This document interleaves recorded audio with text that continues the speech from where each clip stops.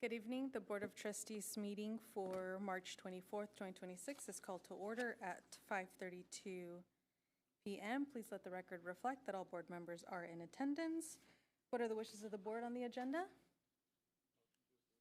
Thank you. I have a motion by Vice President Sellers. Is there a second? I have a second by Trustee Kirk. All in favor, please say aye. Any abstentions? Thank you. Motion carries unanimously. We will now take any comments from the public on any of the closed session items. Any member of the public wishing to address the board on closed session items should come forward now or call the number 559-276-3150. We will allow 30 seconds to pass before we adjourn to closed session.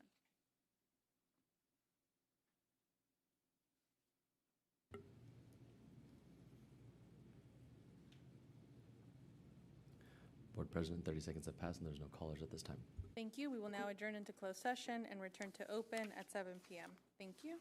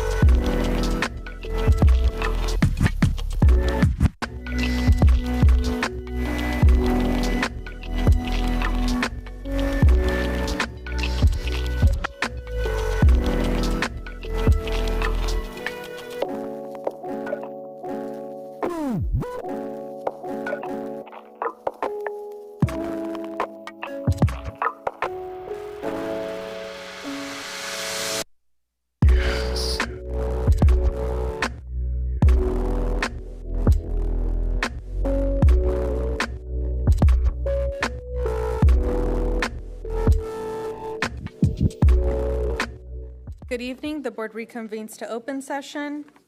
Items to report from action taken in closed session. The certificated personnel report was approved unanimously by a motion by Trustee Kirk, a second by Trustee Sadhu. The classified personnel report was also approved unanimously by a motion by Trustee Nandeep Singh and a second by Trustee Sadhu. The board also took action unanimously to deny claim number GHC 00925524 by a motion by Vice President Sellers and a second by Trustee Kirfan. The board also took action by unanimously took action to deny claim number GHC 00938821, a motion by Vice President Sellers and a second by Trustee Sadhu.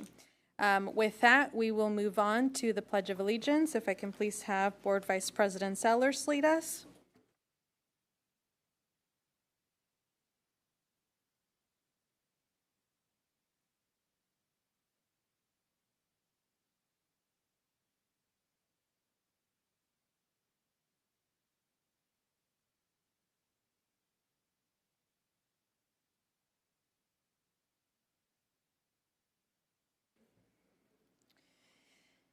Thank you. We move on to our community engagement information, and if I can please have our interpreter translators provide that information. Good evening. If you wish to address the board, please call 559-276-3150 or fill out a request form provided on the table near the entrance and submit it to the clerk of the board prior to the meeting. If you wish to speak on an item on the agenda, please do so when that item is called. If you wish to speak on an item not on the agenda, you may speak during the public comment section of the agenda. Si desea dirigirse a la mesa directiva, llame al número 559-276-3150 o complete un formulario de solicitud provisto en la mesa cerca de la entrada y preséntelo al secretario de la mesa directiva antes de la reunión. Se permitirán comentarios públicos relacionados con los temas de la agenda cuando se llame el tema. Los comentarios públicos sobre un tema que no está en la agenda se permitirán durante la sección de comentarios públicos de la agenda. The district welcomes other language speakers to the board meetings. Anyone planning to attend and needing an interpreter for a language other than Spanish should call 559-274-4700, extension 10150, by noon on the Friday preceding the board meeting or at least 48 hours in advance of the meeting so arrangements can be made for an interpreter. El distrito da la bienvenida a las personas que hablan otros idiomas a las reuniones de la mesa directiva. Cualquier persona que planifique asistir y necesite un intérprete para un idioma que no sea español, llame al 559-274-4700, extensión 10150, el viernes antes de la reunión y antes del mediodía, o por lo menos 48 horas antes de la reunión para poder hacer los arreglos para la interpretación. Thank you. Thank you. ਸਤਿ ਸ਼੍ਰੀ ਅਕਾਲ। ਜੇਕਰ ਤੁਸੀਂ board ਨੂੰ ਸੰਬੋਧਿਤ ਕਰਨਾ ਚਾਹੁੰਦੇ ਹੋ ਤਾਂ 559-276-3150 ਤੇ ਕਾਲ ਕਰੋ ਜਾਂ ਐਂਟਰੀ ਦਰਵਾਜ਼ੇ ਦੇ ਨੇੜੇ ਟੇਬਲ ਤੇ ਦਿੱਤੇ ਗਏ ਇੱਕ ਬੇਨਤੀ ਫਾਰਮ ਨੂੰ ਭਰੋ ਅਤੇ ਮੀਟਿੰਗ ਤੋਂ ਪਹਿਲਾਂ ਇਸ ਨੂੰ ਬੋਰਡ ਦੇ ਕਲਰਕ ਕੋਲ ਜਮ੍ਹਾਂ ਕਰੋ। ਜੇਕਰ ਤੁਸੀਂ ਏਜੰਡੇ ਦੇ ਕਿਸੇ ਵੀ ਵਿਸ਼ੇ ਤੇ ਬੋਲਣਾ ਚਾਹੁੰਦੇ ਹੋ ਤਾਂ ਜਦੋਂ ਏਜੰਡੇ ਵਿੱਚ ਉਸ ਵਿਸ਼ੇ ਦੀ ਵਾਰੀ ਆਵੇ ਤਾਂ ਤੁਸੀਂ ਉਸ ਬਾਰੇ ਆਪਣੇ ਵਿਚਾਰ ਸਾਂਝੇ ਕਰ ਸਕਦੇ ਹੋ। ਜੇਕਰ ਤੁਸੀਂ ਏਜੰਡੇ ਤੋਂ ਇਲਾਵਾ ਕਿਸੇ ਹੋਰ ਵਿਸ਼ੇ ਤੇ ਬੋਲਣਾ ਚਾਹੁੰਦੇ ਹੋ ਤਾਂ ਤੁਸੀਂ ਏਜੰਡੇ ਦੇ ਜਨਤਕ ਟਿੱਪਣੀ ਸੈਕਸ਼ਨ ਦੌਰਾਨ ਅਜਿਹਾ ਕਰ ਸਕਦੇ ਹੋ। ਸਾਡਾ ਜ਼ਿਲ੍ਹਾ ਬੋਰਡ ਦੀਆਂ ਮੀਟਿੰਗਾਂ ਵਿੱਚ ਹੋਰ ਭਾਸ਼ਾ ਬੋਲਣ ਵਾਲਿਆਂ ਦਾ ਸਵਾਗਤ ਕਰਦਾ ਹੈ। ਜੇਕਰ ਕੋਈ ਵੀ ਵਿਅਕਤੀ ਹਾਜ਼ਰ ਹੋਣ ਦੀ ਯੋਜਨਾ ਬਣਾ ਰਿਹਾ ਹੈ ਅਤੇ ਸਪੈਨਿਸ਼ ਜਾਂ ਪੰਜਾਬੀ ਤੋਂ ਇਲਾਵਾ ਕਿਸੇ ਹੋਰ ਭਾਸ਼ਾ ਲਈ ਟਰਾਂਸਲੇਟਰ ਦੀ ਲੋੜ ਹੈ ਤਾਂ ਬੋਰਡ ਦੀ ਮੀਟਿੰਗ ਤੋਂ ਪਹਿਲਾਂ ਸ਼ੁੱਕਰਵਾਰ ਨੂੰ ਦੁਪਹਿਰ ਤੱਕ ਜਾਂ ਮੀਟਿੰਗ ਤੋਂ ਘੱਟੋ ਘੱਟ 48 ਘੰਟੇ ਪਹਿਲਾਂ 559-274-4700 ਐਕਸਟੈਂਸ਼ਨ 10150 ਤੇ ਕਾਲ ਕਰਕੇ ਸਾਨੂੰ ਦੱਸੋ ਤਾਂ ਜੋ ਇੱਕ ਟਰਾਂਸਲੇਟਰ ਦਾ ਪ੍ਰਬੰਧ ਕੀਤਾ ਜਾ ਸਕਦਾ ਹੈ। ਧੰਨਵਾਦ। Thank you. We move on to our next item, presentations. We will first hear from School Activities presentation, Assistant Superintendent McLennan.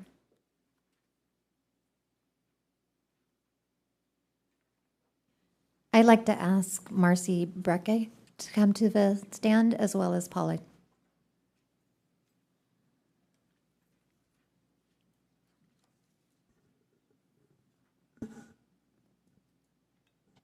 I'm at the podium, not the stand. I got all excited there.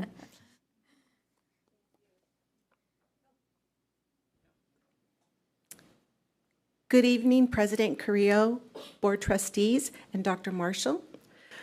On behalf of Ed Services, it is an honor to invite you to our 2025-2026 Multilingual Celebration taking place on May 29th and June 5th from 5 to 7 p.m. This special event is dedicated to recognizing and celebrating our students who have achieved reclassification as English proficient. This year, we are proud to honor approximately 50 students who have already successfully reclassified during the 25-26 school year based on their 25 LPAC performance. In addition, we have a potential for over 300 English learners currently performing at a proficiency level of a high 3 who are on a strong trajectory toward English language proficiency and reclassification. The Multilingual Celebration is a meaningful opportunity to highlight not only the academic accomplishments of our English learners, but also the perseverance, commitment, and partnerships with their families. We would be deeply honored by your presence as we recognize these students and celebrate the collective effort that supports their success. Madam President Carrillo, Vice President Sellers, Trustee Singh, Trustee Kirfan, Trustee Kirk, Trustee Sidhu, and Trustee Singh and Dr. Marshall, we sincerely hope you are able to join us for this inspiring event, and thank you for your continued support of our students and our multilingual community. Thank you. Thank you. And if you're able to make it, you get to participate in giving the students a medal that they received to commemorate their accomplishment. May I just request, and you're probably already doing this, ensure that we have enough interpreters for the event for our families. Thank you very much. Thank you. Thank you for the invitation. Thank you. We move on to student recognition. We will have Dr. Lopez. Good evening, Board of Trustees, President Carrillo, and Superintendent Dr. Marshall. In recognition of Arab American Heritage Month, we have our Central High School Resource Specialist teacher, Rania Ayesh, who will provide a video presentation created by students. Assalamu alaikum wa rahmatullahi wa barakatuh. Good evening, Superintendent Dr. Marshall, members.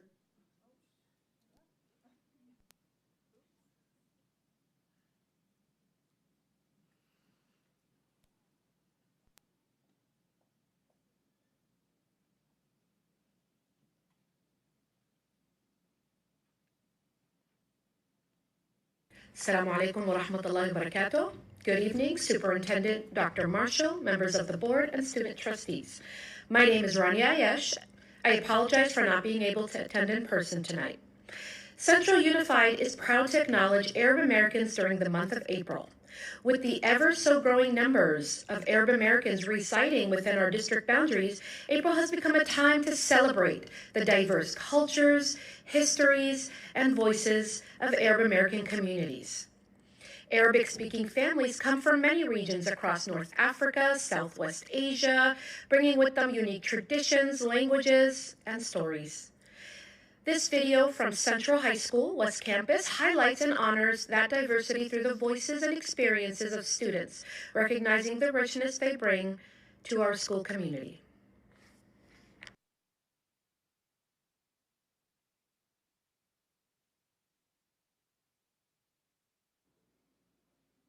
We do have another video.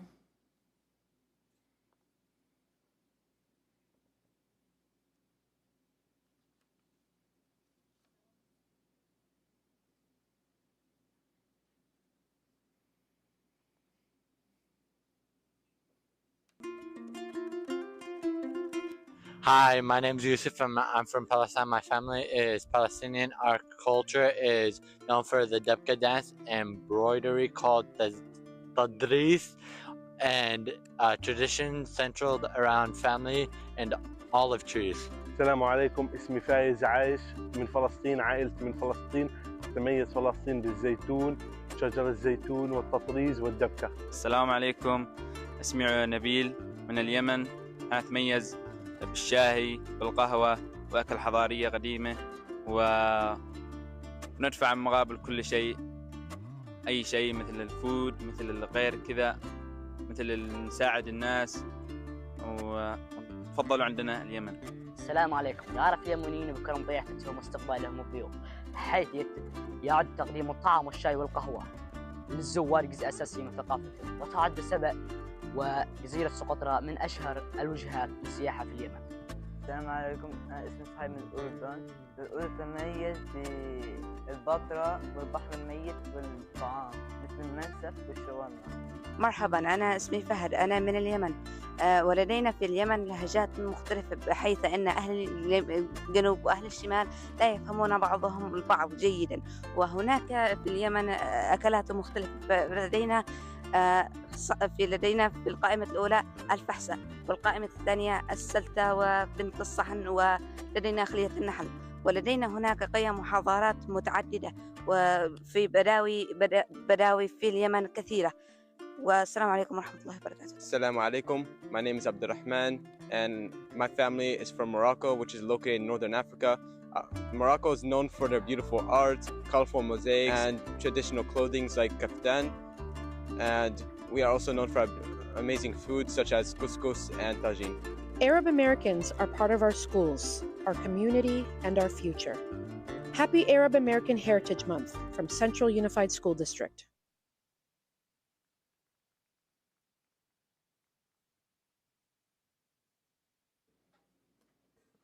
Thank you. We move on to Employee Association highlights. Do we have a representative from the Central Unified Teachers Association? President Laura Bolton, going once, going twice. Next, we invite the California School Employees Association. Do we have President Aguirre? Hearing none, we'll move on to our next items. Did I miss something? Oh. We move on to Superintendent Board Communications. First, we will hear from Dr. Marshall, our Superintendent. Make sure your mic is on. I have a few things to share this evening. I want to first start with just a summary of our LCAP meetings. We've been getting input as far as our current LCAP and kind of getting a check on what our community feels about what we offer. And one thing I want to point out, I'm glad that Nora is here, one thing that I've heard consistently at every session that I've gone to, they love the FOLs. I mean, that's across the board. So I just wanted to just commend you tonight, so I'm glad you're here. And what are FOLs? Family Outreach Liaisons. So that's, but that's every group I went to. When we talked about the way it was set up, what do you want to keep? And at every session, the FOLs. So I really want to just, and I told you this, I was going to give publicly state that. We started our master facilities plan update at Central High School, and as you can see from the picture that you see there, it was a good way to kind of kick off the process. One thing the architect pointed out was that he was there for the master facilities plan, but that he would be back to talk about as far as an aquatic center over at Central High School that you approved as far as a feasibility study. So that was stated. You have a copy of the final report. I think I emailed it, but you'll have a printed copy of the updated APU study, that's assigned personnel unit. I want to highlight a lot of our student athletes. At Central High School, we have a student that finished first, a freshman that finished first in the state. We also, some of our local teams, McKinley, Liddell, and Hernan Barstow, they're district wrestling champions. Tilly and Central Elementary Girls, they were crowned the track and field champions. Our Central East girls basketball team, they took second place in the CIF State Division Championships. Our Central East students, Sophia Lopes, she's ranked first in the state in the 300 hurdles and 100 hurdles. And then Central East student Jalen Jackson is ranked second in the state in 300 hurdles. We have some very talented students. Moving right along, next. One thing that I started as far as to kind of get more in touch with the students is my Lunch with Students series. And I started at Central East. And it was good to just talk about with the students about what impacts them. Our student trustee was there. And it was a great conversation. And they really kind of shared, you know, the good things and things we need to work on. So what I'm going to do is try to go to all the secondary sites and really just hear from the students. And one thing that they promised, they want me to bring them all together to have like a collective meeting. So we're going to do that.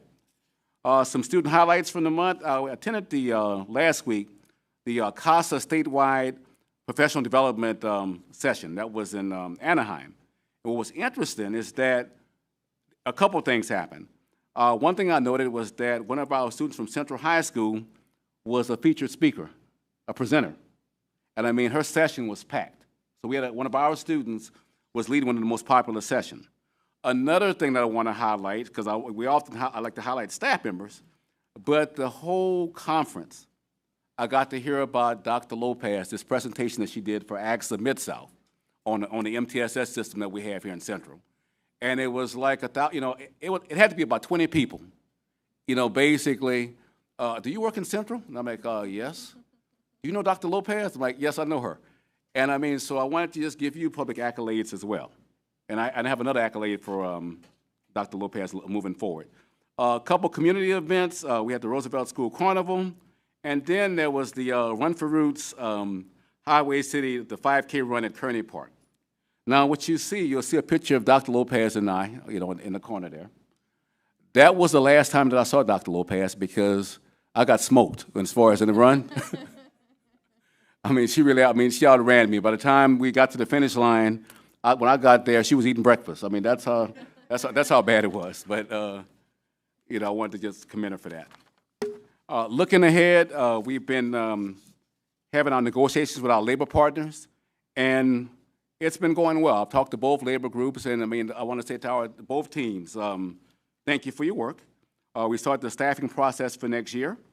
Our student assessment system is upon us. And then, as I said previously, more connection with students. But in the interim, have a safe spring break, and we'll see you after the break. Thank you. We next will hear from Student Achievement, Engagement, and Wellness Subcommittee. I don't know who your chair is. Okay.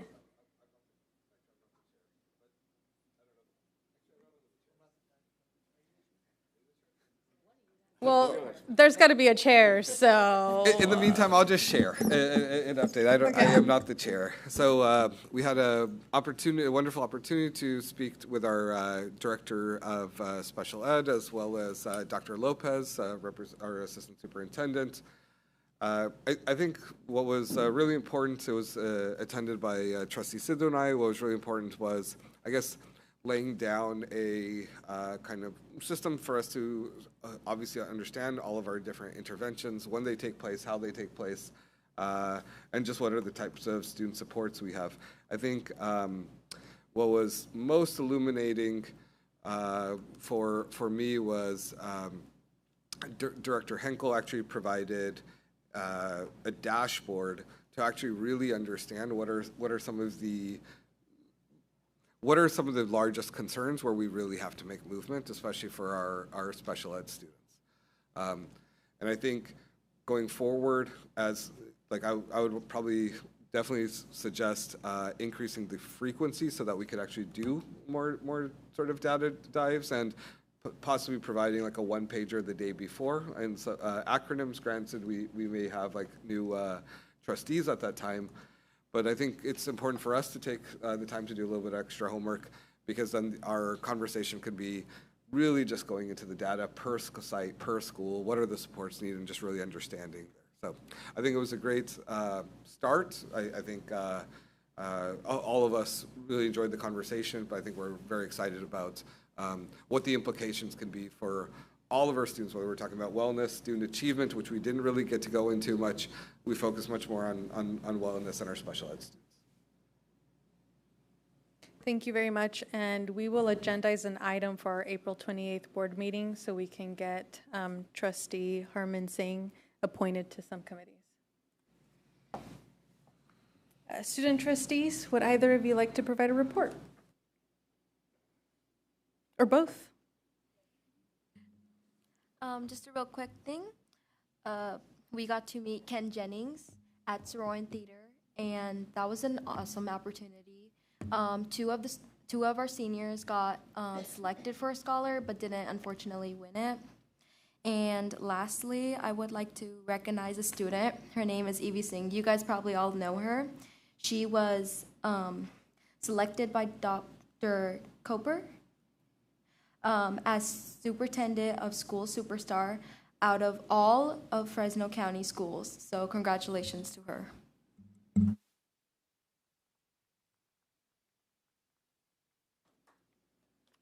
I have a quick thing to say too. I wanted to say, speak up on our clubs at East, just to shout them out, because we noticed we have a lot of abilities and opportunities for students to get involved.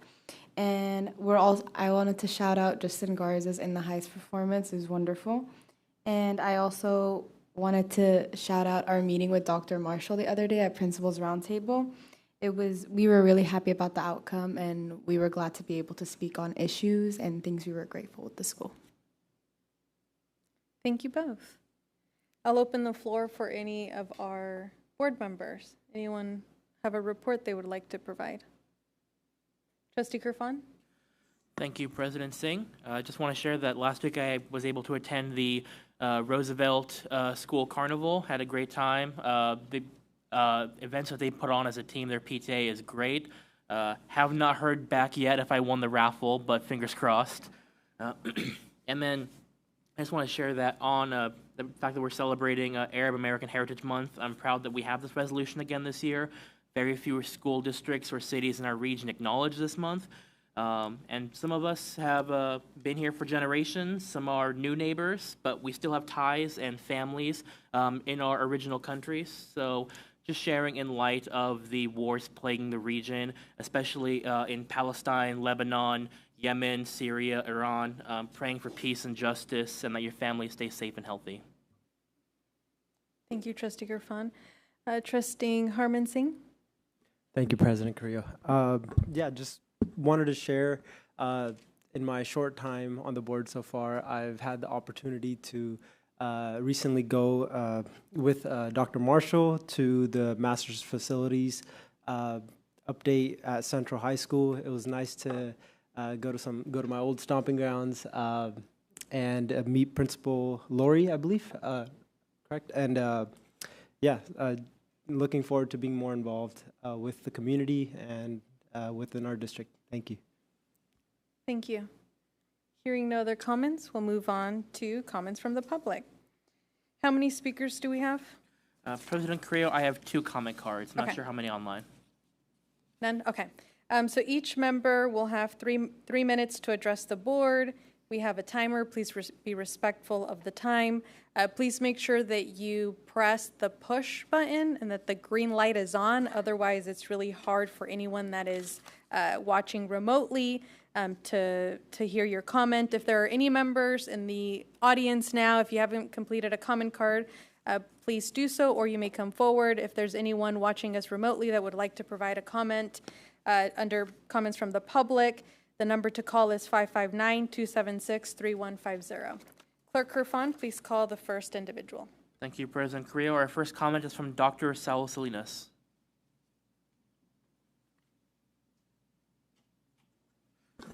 I will now take 3 minutes. Good evening, members of the board, President Carrillo, Superintendent Marshall. We are friends on Facebook, that's about it. But it's good to meet you. My name is Dr. Saul Salinas. I'm an assistant professor at Fresno Pacific. And tonight I brought my class. These is a group of individuals who are studying to be social workers, and they're in my school social work class. And thank you. Last year we were able to come. Thank you for opening up your doors. But I do have something I want to mention about a student of Central East, Lanisha Greenberry. In my day job, I got to be part of the Fresno County Superintendent Schools LEAD program at Fresno State. It's part of Bulldog Bound. And Lanisha and I met today. And I was able to be part of a mock interview with her, and I was like a panel member interviewing her, and she was phenomenal. She was outstanding. She had positional authority. She was very articulate. And I said, "Where do you go to school?" And she said, "Central East." And for me, that made me proud because I know the work that's happening here. You got really good friends of mine on staff now. You got individuals here that are making a difference. So thank you. Thank you for opening up your doors to allow my students. They're part of their last presentation or their final project is they're going to have to present to a school board. Now, that's going to be a mock school board, but I'm telling them there's going to be times where you're going to have to go and advocate for your programs. There's going to be times where you're going to have to justify why your program exists and why it's making a difference for students. So that's what I'm doing with their final project at Fresno Pacific. Thank you. Appreciate you all. God bless. Thank you. President Correa, I have a mistake. The other card was for the consent agenda, not for unscheduled communication. Okay, thank you. We'll come back to them. No others? Okay. We move on to our consent agenda. We can take the public comment now. Sure. Our comment comes from Samuel Molina. All right, good evening. President Carrillo, Board Trustees, and Superintendent Dr. Marshall. My name is Samuel Molina. I'm a Central High School alumnus and founder of the Academy of Financial Education, a local nonprofit based here in Fresno, and I'm speaking on the financial literacy resolution. First, I want to begin by thanking you all for recognizing the important role financial literacy plays in the health and well-being of students and their families. This resolution is not just about finances, it's about student success. The connection between financial health and mental health is clear. When families are experiencing financial stress, whether it's housing instability, debt, or the rising cost of living, that stress does not stay at home. Students carry it in the classroom. It can impact their focus, attendance, behavior, and overall academic performance. When we talk about supporting the whole student, we must also consider the financial realities that shape their daily lives. Financial literacy gives students and families more than just knowledge. It gives them confidence, stability, and the ability to make informed decisions. It helps reduce stress, strengthens households, and creates an environment where students can truly thrive. Through my work in the community, I've seen firsthand how empowering individuals to build a healthier relationship with money can transform not only their finances, but their mindset and their future. By adopting this resolution, you are taking an important step toward addressing a root cause of stress and supporting long-term student success. Thank you again for your leadership and commitment to the students and families of Central Unified. Thank you. Thank you, Mr. Molina, for your comment and for bringing the item to our attention as well. We appreciate that. In addition to the resolution for finance literacy, we also have a resolution 2526-37 declaring April 2026 as Arab American Heritage Month, as we heard earlier. We also have resolution number 2526-38 declaring April 2026 as Autism Acceptance Month. And we have resolution number 2526-40 declaring April 11th through the 17th as Week of Young Child. And since I mentioned each resolution number, I will also say it for Financial Literacy Month, resolution number 2526-44 recognizing April 2026 as Financial Literacy Month. With that, what are the wishes of the board on the consent agenda? Motion to approve. Thank you. I have a motion by Trustee Kerfan. Is there a second? So moved. I have a second by Vice President Sellers. Student trustees, how do you vote? Aye. Aye. Thank you. Board members, all in favor, please say aye. Aye. Any opposed? Any abstentions? Motion carries unanimously. Thank you very much. We move on to action items. Our first action item is student discipline. We have 4 cases. I would like to pull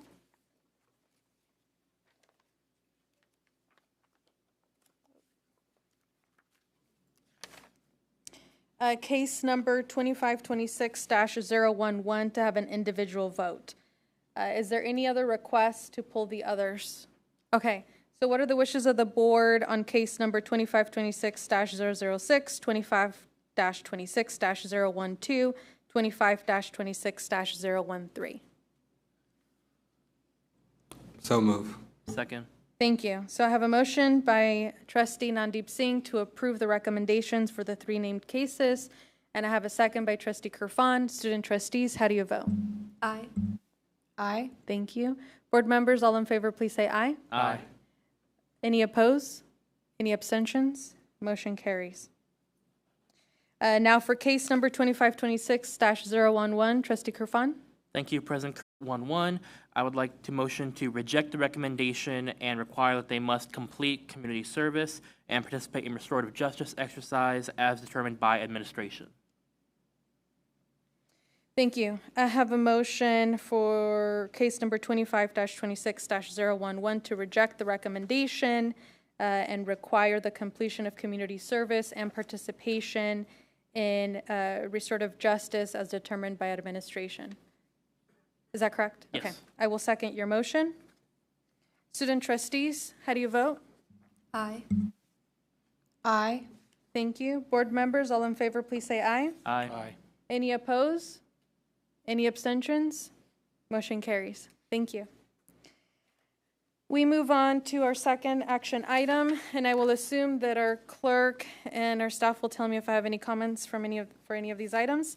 Accept gifts to the district. Assistant Superintendent Iqbal. Good evening. We have two gifts to the district. The first one is Central Elementary School received a donation of $1,000 from Central Elementary PTA for the first and second grade field trip to transportation. And the second is Justin Garza received a donation of $500 from Gordon Park for the track team. Administration is recommending the board accept gifts to the district. Thank you. Any comments or questions from the board? What are the wishes of the board on this item? Motion to accept. Thank you. Second. I have a motion by Vice President Sellers to accept the gifts. I have a second by Trustee Sadhu. All student trustees, how do you vote? Aye. Aye. Board members, all in favor, please say aye. Aye. Any opposed? Any abstentions? Motion carries unanimously. Next, we move on to item 3, approve Corrine Campos and Associates contract. Dr. Lopez. Good evening. In order to continue the work in alignment to the California Community School Partnership Program, this item is returning for approval. I am happy to answer any questions you may have. Thank you. Are there any questions or comments from the board on this item? What are the wishes of the board? President Carrillo, I actually do have a quick question. As that, why is it that this contract comes back, does not come back later after the year expires to the board for approval? So it can, I believe the language should have aligned more to the grant, so more in alignment to the 5-year grant, kind of like the way we did the standard operating procedure for the teachers, for the coordinators, because it is a grant item, it's the line 5,000. So if we ever were to revise it, we need a committee vote, you name it, from the California, the CCSPP committee that we have to have, the District Advisory Committee, and submit the revision to the state for a grant, for the grant to be revisited. So the language can definitely change. Even would you have to send that if for each year? So if you're changing the grant, anything that was approved by the state, because it's a full line that we would change rather than just 15% change, you would have to submit it to the state for a revision, and that would have to be approved. My only concern is that I feel like this board has expressed multiple times over multiple issues that we wanting to have more accountability for all of our external contracts, that we like to have them come back for approval rather than belay that right as a board. That's my only hesitancy. And I get it, and we can change the language, definitely. I've been bringing them to the board every year, so I don't plan on changing that, yeah. Trustee Kirk?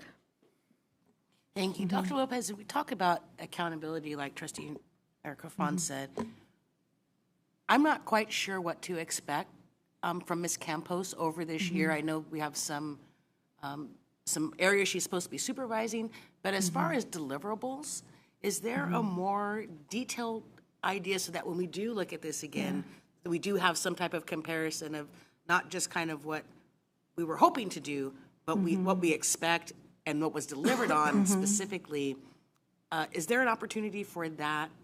Yes, so, and that'll be also in the report. So I'm working on making sure that whatever we submit in the report is, I'm going to create a presentation for you guys to submit to you, just so you understand everything that was submitted to the state in compliance to the grant.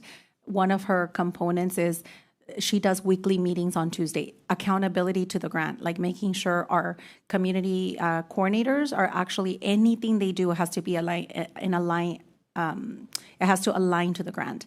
And that compliance piece, she's coaching our current supervisor. She was just hired a month and a half ago, so she's been coaching her up. She also completed all her PD in alignment to the grant for the time that I didn't have anyone this year. We just hired the position, so she's being compensated for that.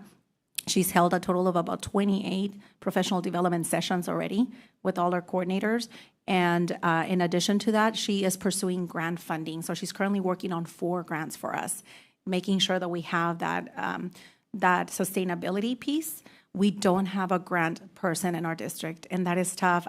My department is the one that, I'm going to be honest, holds most of the grants that we've been accruing over the past 2 years. And I am constantly looking out for grants, and I'm excited to apply for them because that's free money to our district. But then with that comes accountability and making sure that we are compliant because we don't want to lose the grant. And she supports with a lot of that. So I don't think I answered one question. She would be, I highly collaborate with her. And I'm just letting you know, like, I call her a lot because anything I do, I don't want it to be out of compliance. So I constantly call her even about other grants. Like, she supported me with the ELOP grant as well. So in addition to that, so I understand that we are missing a position. So do we need to have a supervisor for every grant that we have? Would it, in the long run, behoove us to have a grant supervisor instead of having this built into the grant so that we have a bunch of supervisors supervising our supervisors? No, so the supervisors carry out the work. Like, for example, the supervisor of community schools does a professional development for FOLs because our agreement was that the community schools shouldn't just live at 6 sites. So all the FOLs, where you guys heard a lot of the work, including what was presented at the AXA Mid-State Conference, shows that 3 tiers of support we're providing for families in our district for interventions, even down to housing, right, and food services. So our supervisor trains our FOLs how to be proactive, and that is why we were able to get the Hope Hub grant, because we are ahead of the game, and our FOLs are not just like homeschool liaisons translating, they're actually providing services, but they need training. So she and Nora provide a lot of the training to build their capacity. They also are going to be working with Hope now in alignment to getting their certification for our FOLs to be able to do the 21 pathways that we discussed. So she's providing a lot of training around that. She collaborates with Serena Dohi around all the food distribution components for the district, our FOLs, the parent nights. So there's a lot of work. It's not just the 6 community schools. She also provides professional development for our coordinators, but right now she's getting that coaching from Corinne because she just got started a month and a half ago. So she's been learning a lot. And so this is not a type of supervision that will need the entire length of this grant because she's training the supervisor. So after this year, we may not need that level of supervision within the grant. That level of supervision, I agree with. And please know this was written long ago before I even started. It was submitted to the state. It was approved. As of now, we found her. We needed her. Last year, we had a new supervisor. She trained her. She supported us. She completed the reports even over the summer because then we lost the position over the summer. So she's done a lot of work around that and submitted to the state, supported me with that. This year, she's been leading the work in reality with me and providing the everything we need in alignment to the grant, which is due next month. And in addition to that, she's helping me apply for grants. So my last question. If we had a district grant compliance officer, then we wouldn't need any more consultants to oversee the grants. Is that correct? That would help us a lot, especially because I have multiple grants. However, as you just mentioned, this grant was written in such a way, and I think Trustee Nandeep Singh and I are the only board members that are still on the board, to include a consultant. And so I think that that's part of the concern as well. And we were very clear at the beginning when this was developed to say, we want them to be able to train our employees so that it is self-sustainable, because that's the only way that the model's going to survive. And then we have to be able to invest the money into our community schools because the state probably won't anymore. So. Yeah, if I can say something to that, what my understanding is with a consultant is they looked at multiple districts all around us and how it was self-sustained. And I keep on wanting to say coordinator, the consultant was used to build the outside partnerships. So she's helped a lot with that. We have 98. We started with 3 partnerships. So it's supported us a lot in the work. However, I do see what you just mentioned around sustainability, and we can definitely revisit, but just know any revision right now will have to go to the state because it's a full line. Trustee Kirfan? Thank you, President Carrillo. I just want to agree with Trustee Kirk. This is not a knock on the vendor that we're discussing right now, but I do believe that it would benefit our district long-term to have a grant writer or a grant manager in-house that can also do that work you're talking about of training our staff and overseeing that all of our grants are in compliance, not just the community schools grant, but many others across different areas. And again, while the vendor is doing good work, I do just believe that the board should have that approval over those large grants, making sure that we are staying in compliance and being responsible with our tax dollars. So I would entertain a motion to approve with the amendment that the contract does come back to us annually. We have a motion to approve the Coring Campos and Associates contract with the requirement that it return to the board on an annual basis. Is there a second? Second. Thank you. So I have a question. When we're talking about having it returned, because I'm searching through these documents and I can't find the language that you guys are all citing, or that Trustee Kerfan, you're citing to. What is the reason for having it return annually? Because as I understand it, we are, for lack of more eloquent terms, we're stuck. We can't make any changes, or we risk the state saying, we're not going to approve this and you're not going to get any more funding.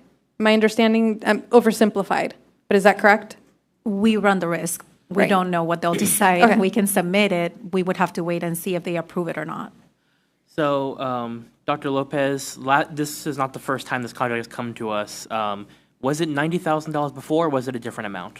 It's always been that. Always been that amount? Okay, well, by having this, it keeps the board in the loop if it comes back to us, whether there's any change in cost, whether there is any changes in the services provided, and also allows us as an agendized item to ask questions, to discuss how the grant is going and the performances. So it's more accountability for us as trustees, which I believe is our duty. Okay, so I would encourage us that we properly agendize, because the item that Trustee Kerfan is mentioning would not enable us to ask questions about the progress and the success of the contract. So just so that the record reflects, the item should be not just approval, but perhaps an additional information item that provides a report on the accountability. This is why I'm asking, because I want to make sure that you all know what to request and that we make sure that language is properly written for our agenda So item. if the item approved Coring Campos and Associate contract comes back for approval, that does not inherently give us the ability to ask questions or updates about the contract? About the contract, yeah, but not the progress and the effectiveness of the services being provided through the contract. If I am approving a contract, that's probably when I would ask, is this contract effective? And then they would say yes or no. Again, I'm not trying to debate or spend any more time. I want to make sure that we properly agendize. I'm not saying we're not going to talk about that, but under the Brown Act, there's a potential that that would not be covered, and that's my concern. So I want to make sure that what we want is clearly articulated and that our staff, Dr. Lopez, is prepared to provide us that information when it comes back. Can I suggest something? I know that there was need for us to get a report as to how the grant is going. I can do that yearly and just bring the item back April, May, every time the report is due to the state, so you guys know the outcome. Yeah, that'd be great. Yeah. So long as it complies with the motion, assuming it's successful. That's been me. Okay. Thanks. So we have a motion by Trustee Kerfan, a second by Trustee Nandeep Singh to approve the Coring Campos and Associates contract with the amendment that it return to the board on an annual basis. Student trustees, how do you vote? Aye. Aye. Board members, all in favor, please say aye. Aye. Any opposed? Any abstentions? Motion carries. Thank you very much. Item number 4, approved memorandum of understanding between Central Unified School District and Central Unified Teachers Association, Chapter 961, regarding autism spectrum disorder, added authorizations. Dr. Childs. Yes, thank you, President Carrillo. So due to the student population trends, staffing needs, and legal requirements, Central Unified School District must employ a requisite number of special education teachers who have added credential authorizations for autism spectrum disorder. So we have reached a MOU with our CUDA, Central Unified Teachers Association, Chapter 961, regarding tuition reimbursement for special education teachers who secure this added authorization. It will cost $2,200 per teacher, up to $2,200 per teacher, for a tuition reimbursement for a total of 16 teachers. Administration is recommending the board approve the MOU between Central Unified School District and Central Unified Teachers Association. Thank you, Dr. Childs. Any questions or comments from the board? Motion to approve. Thank you. I have a motion by Vice President Sellers. Is there a second? I have a second by Trustee Kirk. Student trustees, how do you vote? Aye. Aye. Board members, all in favor, please say aye. Aye. Any opposed? Any abstentions? Motion carries unanimously.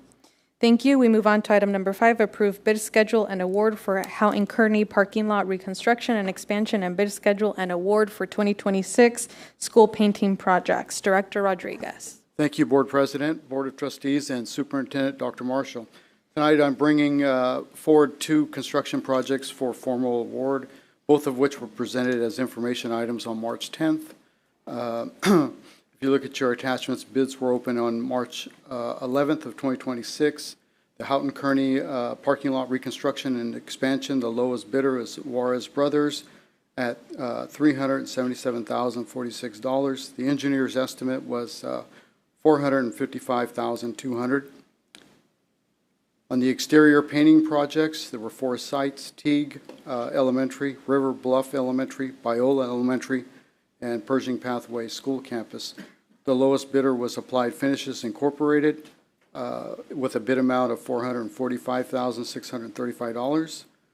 The architect's estimate was $810,750. And administration is recommending that the board award these projects to the lowest bidders, and I'll be happy to answer any questions you may have on these projects. Thank you. Any questions or comments from the board? Vice President Sellers? Before these went out to bid, did we go through with a fine-tooth comb and make sure that the plans are up to date and there's no anticipated change orders? Can't say there would be no anticipated change orders, but we did go through it extensively like we normally do. Okay. Although by its own definition of a change order, it's not anticipated, so. I understand. Your question, you are correct. We do not anticipate change orders. Okay. And then for the projects, is there an estimated time of completion? We're hoping at the end of summer. I think the bid schedule mentions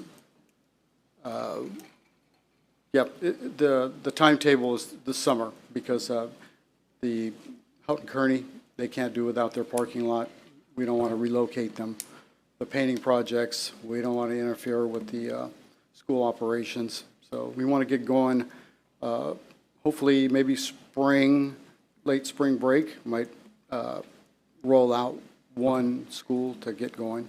Are we working on any contingency plans in the off chance that the projects are not complete? Like Yes. where staff will park and how Yes, kids will be? we can do that, and yes, not a problem. Usually, we're always looking forward, ahead anyway. Yep. All right, thank you. Great question. Any other questions? Actually, I had the same question because the bid schedule doesn't include a completion date. It's TBD, except for the notice of the award will be issued by Friday, April 3rd. So can we just have an update once Sure. that is, and can we actually, rather than having a contingency problem, can you ensure that the projects get done before we return for the academic year? Yes, it says the notice of completion. It's in durations. That's typically how our construction documents are usually is 110 calendar days. Okay. But I can put a date for you if you'd like. I mean, if you would like, because then we're going to hold you accountable to that date. So I just want to make sure that this is not interrupting our academic year and there's no interruption. So if the timeline is the summer, that's great. I don't think any of us are going to object, and I'm not going to tell you when to do it. Sure. But my expectation is that then you're monitoring and ensuring that that gets done over Absolutely. the summer. Mm-hmm. And then we always make provisions if it does have a delay or some sort. Okay. Trustee Kerfan? Yes, thank you, President Carrillo. Quick question, is this a multi-prime bid? No, it isn't. No. It's a Thank you. design bid bill. Want to clarify. Okay.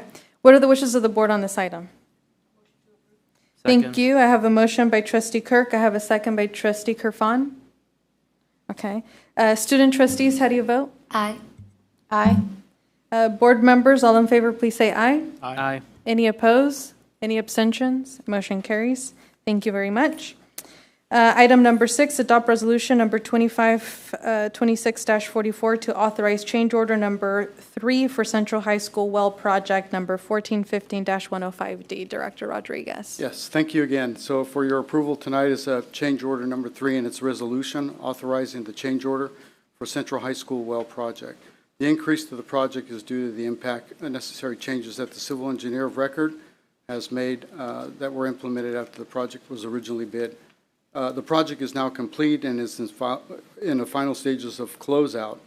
And it's not very often that we do see as a district change orders that exceed the statutory limits set by law. However, the California courts have allowed public agencies exceptions based on previous case law. Staff has consulted with legal counsel and has reviewed the change order and recommends that the board approve and adopt the resolution authorizing this contract change order. And I'll be happy to answer any questions you may have on this item. I have a few questions, but any other board member? Can I start? Yes, you may. All right. Thank you, Director Rodriguez. I think the first question, my assumption is probably for all of us is, you know, we started this project in 2022. Mm-hmm. We're sitting in March of 2026. I think many of us might have, or a few of us may have even gone on a field trip to go visit us. How are we in a position 4 years later where? Well, and I would add, previous administration, in particular, previous superintendents or superintendent, informed us that project was done. So.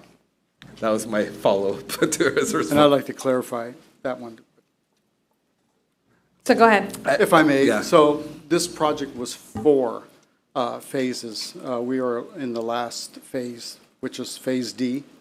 So previous administrations have, yes, told you that certain phases of that project was complete because the existing campus was always on a well that was original to the site.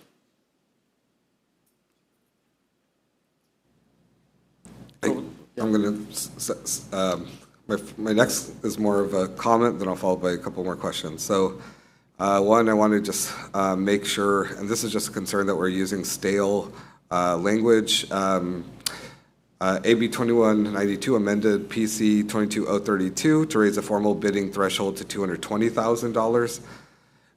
Normally, this would just be like a small thing, but if you could make note, because I worry that as a district, we're just using old stale language and not actually keeping up with new law and state statute. So that's just one, like a minor one I wanted to raise. Mm-hmm. I think my bigger concern, a third one, is around our shade structure being obviously the largest cost. I'm just wondering in terms of the, like obviously with the, I mean the heat of Fresno isn't new. So in terms of whatever the length of time that this would have taken, you know, why do we not believe this was, how was this unforeseen, I guess? So we had multiple agencies. Wells are very difficult. They're very complicated, especially when you have consumption of water and you're trying to mitigate contaminants. So we had one of the agencies in that was had jurisdiction over our project was the local fire authority. So the local fire authority, North Central, had requested that the equipment had shade, especially around our fire pumps, because of the heat that you just mentioned. So that wasn't included in the original design. All of these changes are going to be reimbursed by the State Water Resources Board, Control Board. Okay, if we could get a report that those haven't, and absolutely. Two quick follow-ups. Who prepared the original bid documents? Do we have an in-house type engineer or an outside firm? It was an outside firm. It was Quadnoff, go by they're known also as QK Engineering. Okay. I'll look for. I guess my major concern, Director Rodriguez, is And most of us aren't experts.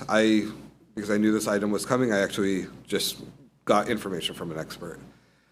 What they claim in terms of the air district is probably far more defensible in terms of changes of the law. What they definitely made noticeable to me was for the State Water Resource Board, that which is being discussed, especially on cross-connection control and backflow prevention requirements. None of this are new. In fact, the new statute actually just makes those requirements more clear, but these have always been there. And that was a major thing, is like oftentimes people are using this language because most of us are not experts, and oftentimes overstating the regulatory changes, but any engineer designing a potable water well for a school in 2022 should have known that cross-connection surveys, backflow prevention, and bacteriological testing, these are standard SWRCB requirements for bringing a new well into service. I think my concern is, none of us are experts. It's very easy to kind of share new regulations with us, and many of our eyes will probably glean over, but for anyone that actually knows, like, they were pretty shocked. They were saying that the air board ones are more defensible, but the ones that they're claiming in terms of the State Water Resource Board, most of these are actually have been statute for far longer than 2022. Trustee Gerfon, and then Vice President Sellers. I'll yield to Vice President Sellers. So you have no further questions? I do have questions, but I will let him go first. Vice President Sellers. Is the well operational yet? Yes, it is. It's been in operation for 5 months. 5 months? Okay. My concern because I thought echoing the feeling that this project was done, was the ag barn. I know the discussion around the fire suppression systems for that new construction. I was told that it was done. That's how we passed the fire inspections. And I want to confirm that the fire suppression systems were up to date and operational before we start putting kids in that new building. We as a district would need to go back because previously all of those fire suppression systems and hydrants, mainly hydrants, because I don't think that site has fire sprinklers, but the hydrants did not meet the flow requirements on the old well.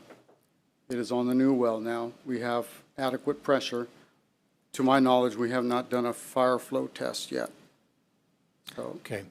I would double check on that. I'm quite certain that any new building, it's fire code that has sprinklers.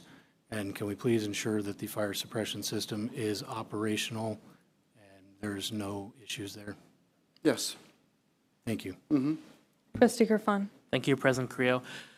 So when this well, the original well, first failed and the state said the water was not safe to drink, the superintendent at the time said it would be 2 to 5 years for the water to be safe to drink.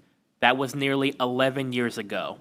We've now reached a point where students have gone to Central, graduated from university, got a job in Fresno, and are now on our board that have not had clean drinking water at Central High. So I am really concerned how long this is taking. I'm also concerned that at the facility subcommittee meeting, you told us that the well was done, and now the state is saying it's not done. So that brings concern to me, because what I'm reporting out after those committees is different than what is actually being said there. So how come you and the state are saying different things on whether the well is done? The state is not saying it's done.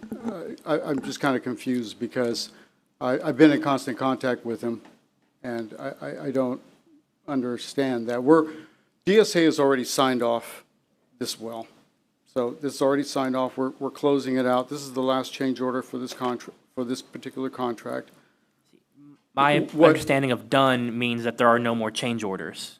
That we're This is within the our last threshold. one. So what happens is, the way this works is the general fund was contributing or had a contribution to this project, and they were being reimbursed to the State Water Resources Board as claims, right?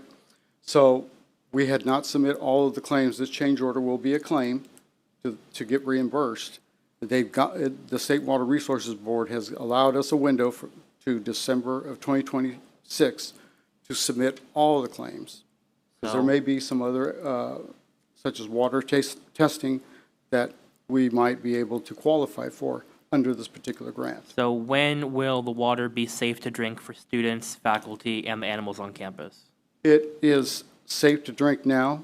What we're doing now as a district is this spring break, we're going to, just to ensure consumer confidence, we're going to test the water, the campus, and then the half-mile WAC facility is also going to be tested, the drinking fountains. So we're testing it over spring, so when will we be able to tell the community that this water was 100% As soon as I get the certain? results back. Okay. And then the state water board will also clear us for that too? They've already cleared the project because the water was already tested at the well site. We know that it's good there. The problem is that the drinking fountains were shut off for a long period of time. And so I opted to ask the State Water Resources Board, would they cover that? So they went ahead and had me submit that in and I have a vendor now that's going to test those two facilities. Okay, thank you. You're welcome. So we actually anticipate another change order? No. Or would that not come back to the board for approval? Any testing fees to submit for reimbursement? No, it wouldn't come back to the board. It would be submitted as a claim. Because this is not, the contractor isn't doing this. I'm using a third-party vendor. Okay. I'm not going to repeat what my colleagues have already shared, but I share the same sentiment and frustration that there was a misrepresentation. And when I looked at this, even just with my basic knowledge of water wells and the requirements by the State Water Resource Control Board, I mean, I'm concerned whether we can faithfully approve this resolution when some of these things are, I would consider, basic for such a project. I think we just need to make sure that moving forward, information is accurately presented to the board on these projects. Can we also, so after the board takes action for this resolution, ensure that we get a report, either bring it back as information or we send it, actually, let's bring it back as information, a report for the reimbursement and the actual completion and certification that the well has potable water. Yes, we can do that. Any other comments on this item? Okay, what are the wishes of the board on this resolution? Motion to approve. Thank you. I have a motion by Vice President Sellers. I will second the motion. Student trustees, how do you vote? Aye. Aye. Board members, all in favor, please say aye. Aye. Any opposed? Any abstentions? Motion carries. Thank you. Our next item is approved bid for roofing repair at Pershing Continuation High School. Director Both. Good evening, Board President Carrillo and Superintendent Dr. Marshall. Tonight, for action, administration is bringing forward the approval for the roofing repair at Pershing Continuation High School. So on October 15th, 2025, the district opened bids for roof repairs at Pershing Continuation High School, project number 2526-1408. The original scope of that project was to do the cafeteria building. That project was also part of our 2025-2026 deferred maintenance plan and was approved. And then the board did approve that. But on the November 18th board meeting, the Board of Trustees awarded that project to Nations Roofing, who was the lowest apparent bidder. The lowest bidder subsequently withdrew their bid due to a clerical error, leaving Nations Roof as the lowest responsive bidder. During that bidding process, we added an addendum to allow the contractor to provide a second price for the remaining work at Pershing Continuation. So every contractor was able to give us two prices, one for the original bid of the cafeteria and a second price for the remainder of the Pershing Continuation High School. The additional scope was included with an addendum and structured so that it was additive and the district could evaluate that completing the remainder of that work. During this process, we knew that I was going to put it on the 2026-2027 deferred maintenance plan. So what I was trying to do was get out a little ahead of it so I could get the bid done under the, as an addendum. And then if we did have the funding to do it, we can move forward with it without having to go back out to bid. So under Public Contract Code, PCC 10126, when there's an additive bid that is more than the base bid, we can award the project to the lowest total, which is the base and the additive. So in this instance, the lowest would still be Nations, which came in lower than everybody else. I know it's a little convoluted, so I'm trying to do my best to explain it, but I'm happy to answer any questions the board may have, and administration is asking this item to be approved. Thank you, Director. Questions or comments from the board? Trustee Nandeep Singh? So more a comment. It's less aimed at you, Director Bott, and just more probably in general. So there's a big part of me that doesn't want to support this. Not because of the need isn't there, is because there's a fundamental belief I have, and I'm just hope all my colleagues on the board hear me. Our students should not be at that site. If you get a chance to go visit that site in terms of its location, our students, and especially our most marginalized and vulnerable students, should not be there. I am going to support tonight because they are there. And that's something that but I think I just want to use this opportunity to ask again for the president and for the superintendent and administration to bring us a plan to move the students, because that site is not fit for any child. Trustee Griffon? Thank you, President Carrillo. Can we get clarification as to what months the roof repairs would be completed or under construction? The current project or the proposed? The proposed project here in this item. So if this item is approved, their timeline is about 30 days, and they would like we can start that project right away during spring break. So the project will be done during spring break? Yeah, so the project would start with the majority of the demolition, depending on if we can get approval and start it soon enough, yeah. So the goal is to get the majority of the loud work done before kids come back. And how old is the building being demoed? I don't have the age, but one of our oldest buildings, yeah. So that's another concern I have, is that not only is the area unsafe, it's one of the most impacted when it comes to air quality, traffic, pollution, but also if we are demoing a very old building, I worry about all the chemicals we're kicking up in the air that could affect the students on that site. Yeah, so we have already done the demo at the cafeteria. We did our asbestos testing and lead testing, so we demoed it the appropriate manner. Same steps would be taken for that. One thing I will say about the not only the age of the building, but Pershing High School as a general statement. I saw the pictures of when they demoed the roof, and you can see the wood underneath. What we did not see is the amount of broken wood that we thought we were going to see. It was actually in pretty good shape. The number of boards that were broken were a lot less. I'm not too surprised, just because they built buildings different back in the day and used different wood. That same quality is not here, but the same concerns that you have, we kind of have built into our bid already with the asbestos and lead testing, and they have to do it in the approved manner. Thank you. Yeah, I'm not knocking the 80-year-old contractors from way back when that built the site. I'm more concerned about potential asbestos, lead, other chemicals in the air, getting on the ground, in the drinking water, in the students' lungs. That's my concern. So we are taking the correct measures? Yep, we have the testing done, and that's part of the demolition. Okay. They have to do it the approved manner. Okay, and they're not doing the demolition during class, right? This one they will not know. Thank you. Trustee Kirk? Thank you. I'm looking at the picture. So what building is being demoed? The one that says base bid, or the one that says all So the bid? base bid has already happened. That's Okay. what we approved back in November. That was the original bid. So part of the bid project was two phases. One was the base bid, and then the addendum that I'm bringing tonight.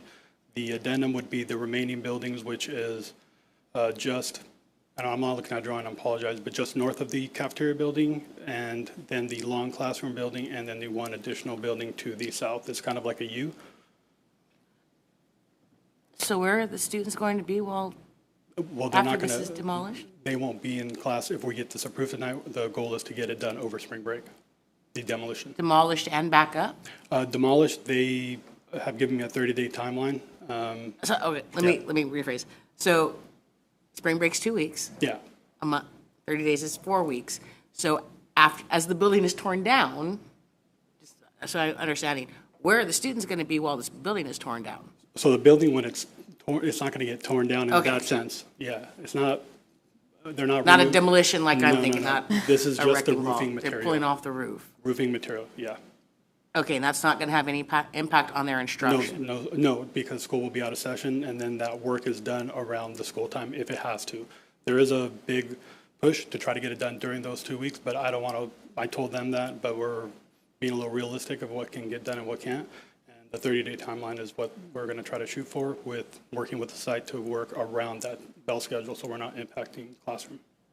Okay. Vice President Sellers?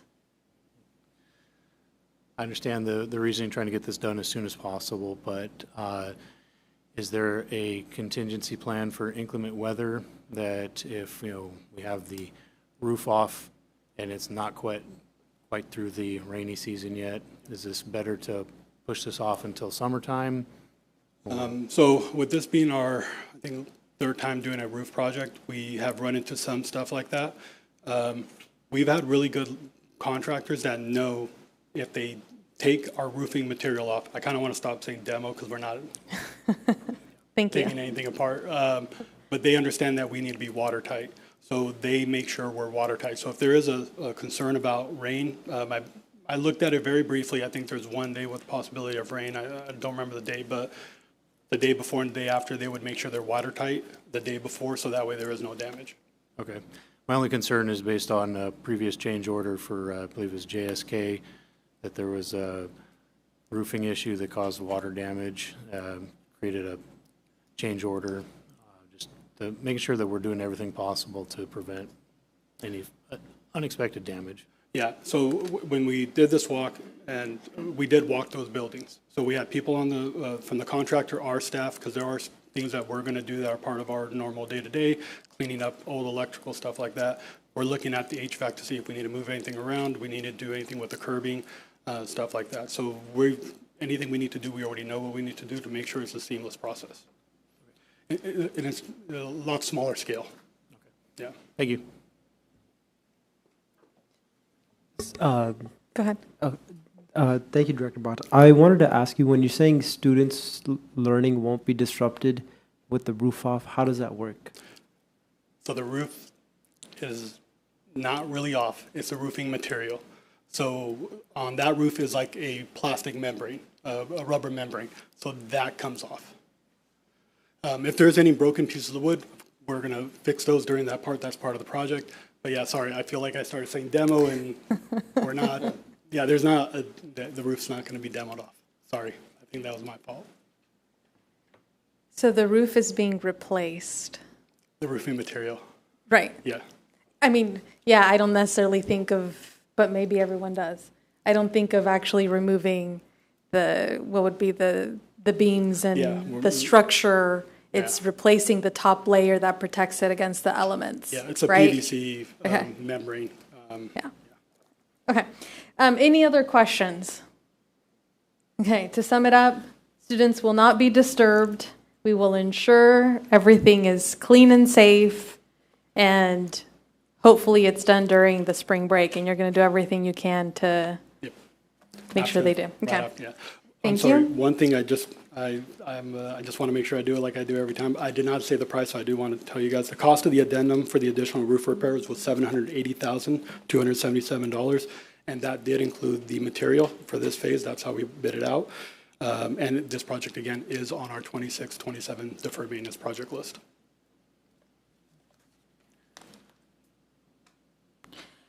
What are the wishes of the board on this item? I'll move. Go ahead. Go ahead, trustee. Second. Thank you. Who made the second? Okay. I have a motion by trustee Kirk. I have a second by trustee Sadoo. Student trustees, how do you vote? Aye. Aye.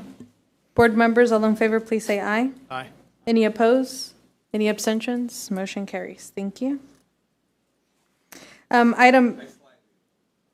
Oh, did you oppose? Oh, okay. During the vote, when it counts, you did not oppose. Okay, the next two items I did, actually the last kind of 3-4 items, are coming before us as action items just for time management and cost effectiveness. So the next one is item 8, approve replacement of PA bell system at Liddell Elementary.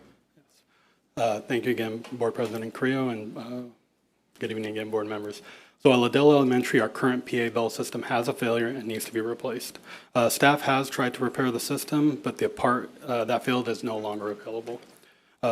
We did have a replacement part because the system that is Liddell was used at previous school sites. So when those school sites were changed out, we do keep those parts and try to use them. Unfortunately, that replacement part did not work.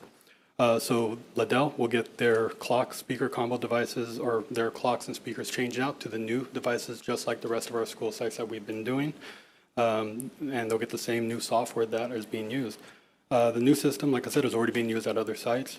Staff is recommending we use the Global CTI CMAS, which is the California Multiple Award Schedule, number 325-10-1008 and 326-310 or 1007 for the replacement. The cost of this replacement will be approximately $187,409.98, paid from the general fund.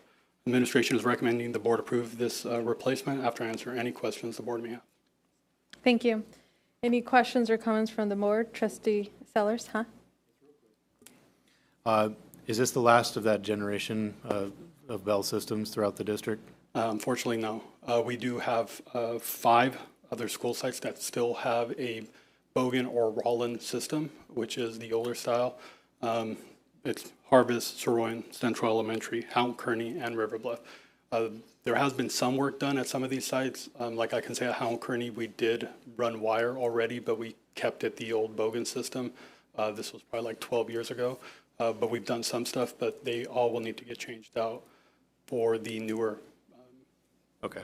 combos. Knowing that we've had multiple failures with these systems, that they're kind of at that point in their lifespan, have we identified a replacement plan yet for the others? Well, we did. Rio Vista and Liddell kind of didn't play to that plan, unfortunately. But so the goal is right now, we can only do as much as we can within a certain time frame. So we're trying to go as fast as we can.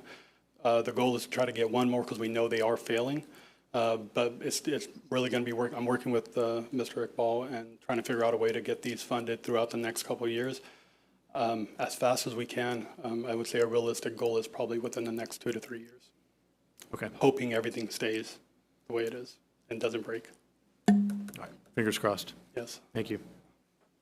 Yeah, I mean, that was going to be my concern is these are failing, and unfortunately, sounds like we have to wait until they fail and are not operational. Well, we're trying to address lesser of the 2 evils. We have Right. roofing, flooring, PA, limited fund. So we are just trying to juggle everything possible. Definitely not perfect, but we are looking at these systems that are still running, and we're trying to identify any potential issues so that way we can try to get out ahead of them. The goal is not to have, I mean, PA and bells are paramount for student education, Okay. and if we don't have that, safety issues, and we have major issues, so we're trying to stay ahead of them. I would recommend to the rest of the board that as these items continue to happen, that they be brought as action rather than having them come as information and action. But that's for you all to decide in the future as they continue to happen. Any other questions or comments on this item? Otherwise, I will move to approve the replacement of PA bell system for Liddell Elementary. Is there a second? I have a second by Trustee Sadhu. Student trustees, how do you vote? Aye. Aye. Board members, all in favor, please say aye. Aye. Any opposed? Any abstentions? Motion carries. Number 9, approve purchase of roof material for Harvest Elementary. Good evening again.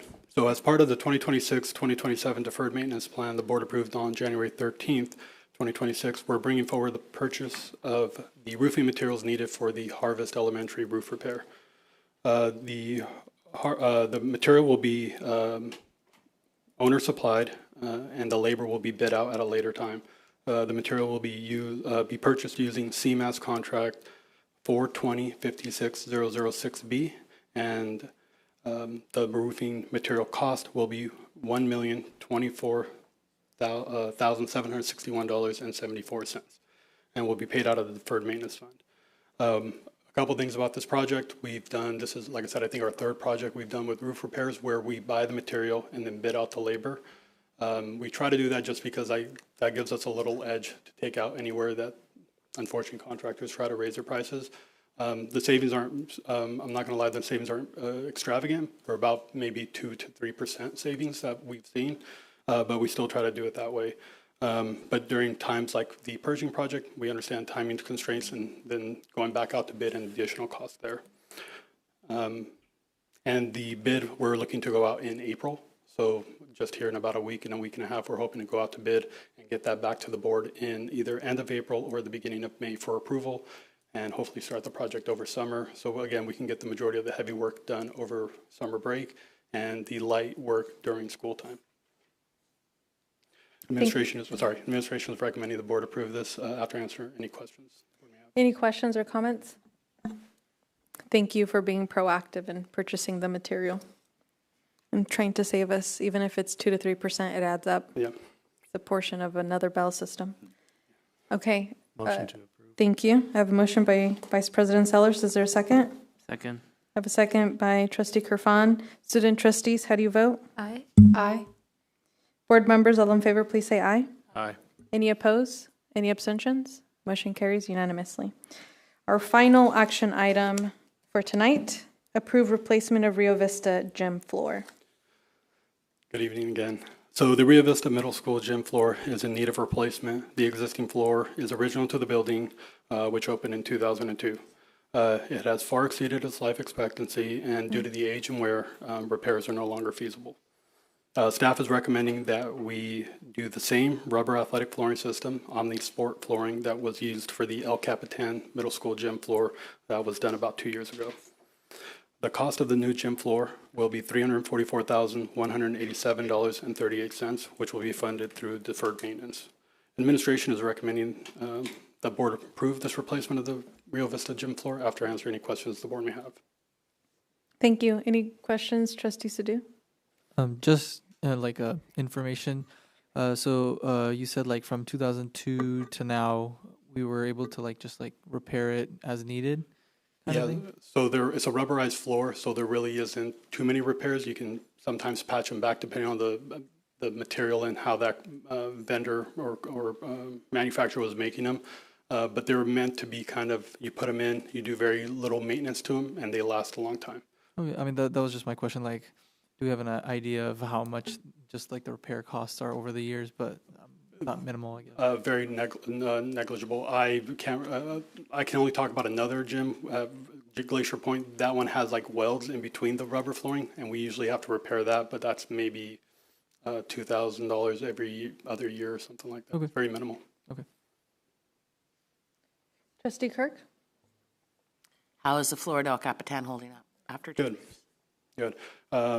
There's always going to be some issues. I don't know if you guys saw the El Capitan floor before we replaced it, but we did have, people like to pick at stuff, and they made designs out of the paint, but that's part of our routine maintenance. We will have to go and continue to touch those areas up. Thank you. Trustee Harman Singh? So in the contract, it says exclusions include game lines and logos. Does that mean that, because I remember back when I went to Rio, there were multiple sports using the gyms for sports, whether it be volleyball, basketball, etc. Does that have the exclusion of the game lines? Does that affect sport usage? No, and I apologize. I should have had them take that out. I think they just left that. Typically, they don't. But if you look down at the bottom, painted game lines, lettering, and logos, it is included in the bid for the total price. So it was very similar to El Capitan, and we had to do it after the fact, but this time we knew that we missed it, so we made sure we included it into the original bid. What are the wishes of the board on this item? Thank you. I have a motion by Trustee Sadhu. I have a second by Vice President Sellers. Student trustees, how do you vote? Aye. And board members, all in favor, please say aye. Aye. Any opposed? Any abstentions? Motion carries unanimously. Thank you. Thank you very much. We move to our information items. I am told that we have students that are going to present. Are they here? Okay, so I'm going to move item 3 to be heard first, which is receive information regarding revised board policy 5131.8, mobile communications devices. Dr. Lopez. Good evening. Board Policy 5131.8 must be updated to reflect new law, AB 3216, which requires the governing board by July 1st, 2026, develop and adopt and update every 5 years a policy to limit or prohibit student use of smartphones while at school sites or under the supervision of control of district employees. Additionally, the policy will be updated to add options which offer different approaches to regulating the use of smartphones and other mobile communication devices. Lastly, the policy will be updated to clarify language related to the search of students' personal electronic devices. We do have a presentation for you tonight. However, I do want to give a shout out to our CAD students right behind me. And thank you to Diljot Singh Rai because we needed student voice. And how do we get student voice if we don't even know how to present to students? So I felt like we needed to hear from our students and create a presentation together with our students to ensure that we reached our students and that they understood the importance of this policy.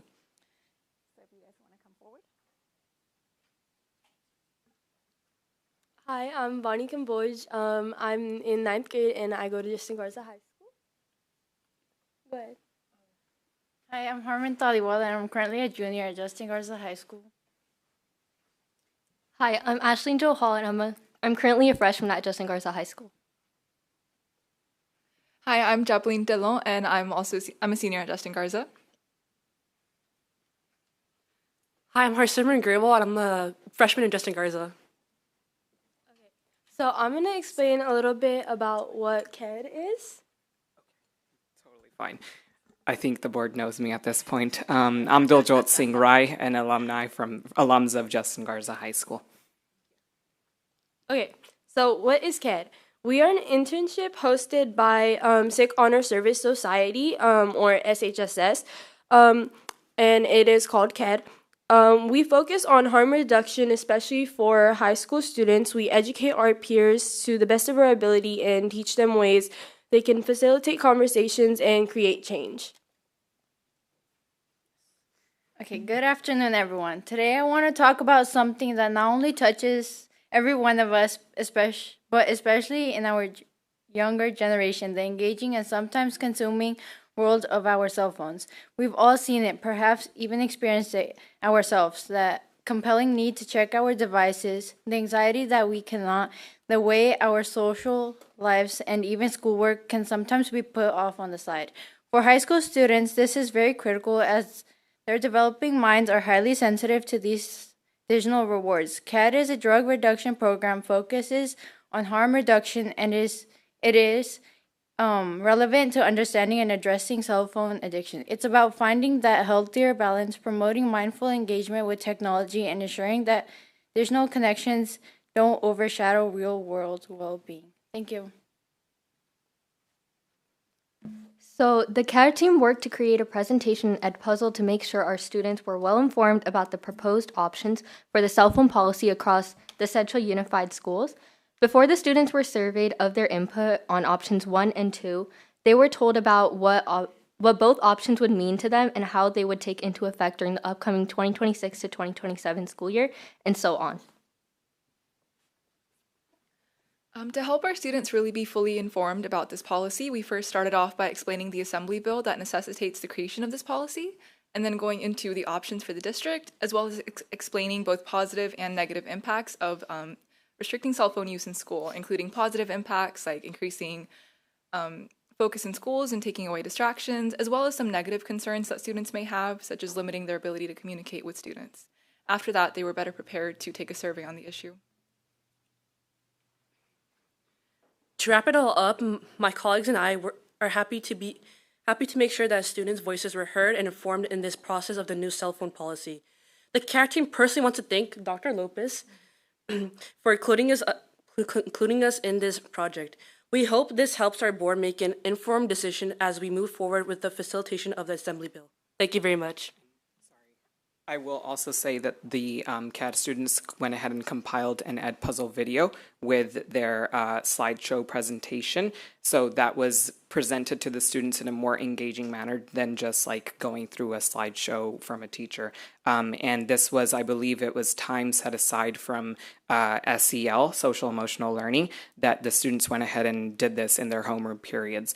And we had like over 2,000 responses to the survey as well. So yeah. Great job, guys. If we can please give them a big round of applause, because they invested a lot of time in this, and they really were great at reaching our students. We did get more than 2,000 responses. So and I learned how to create a net puzzle. So I learned a lot. Might be using that in our next professional development. So I want to start with our presentation.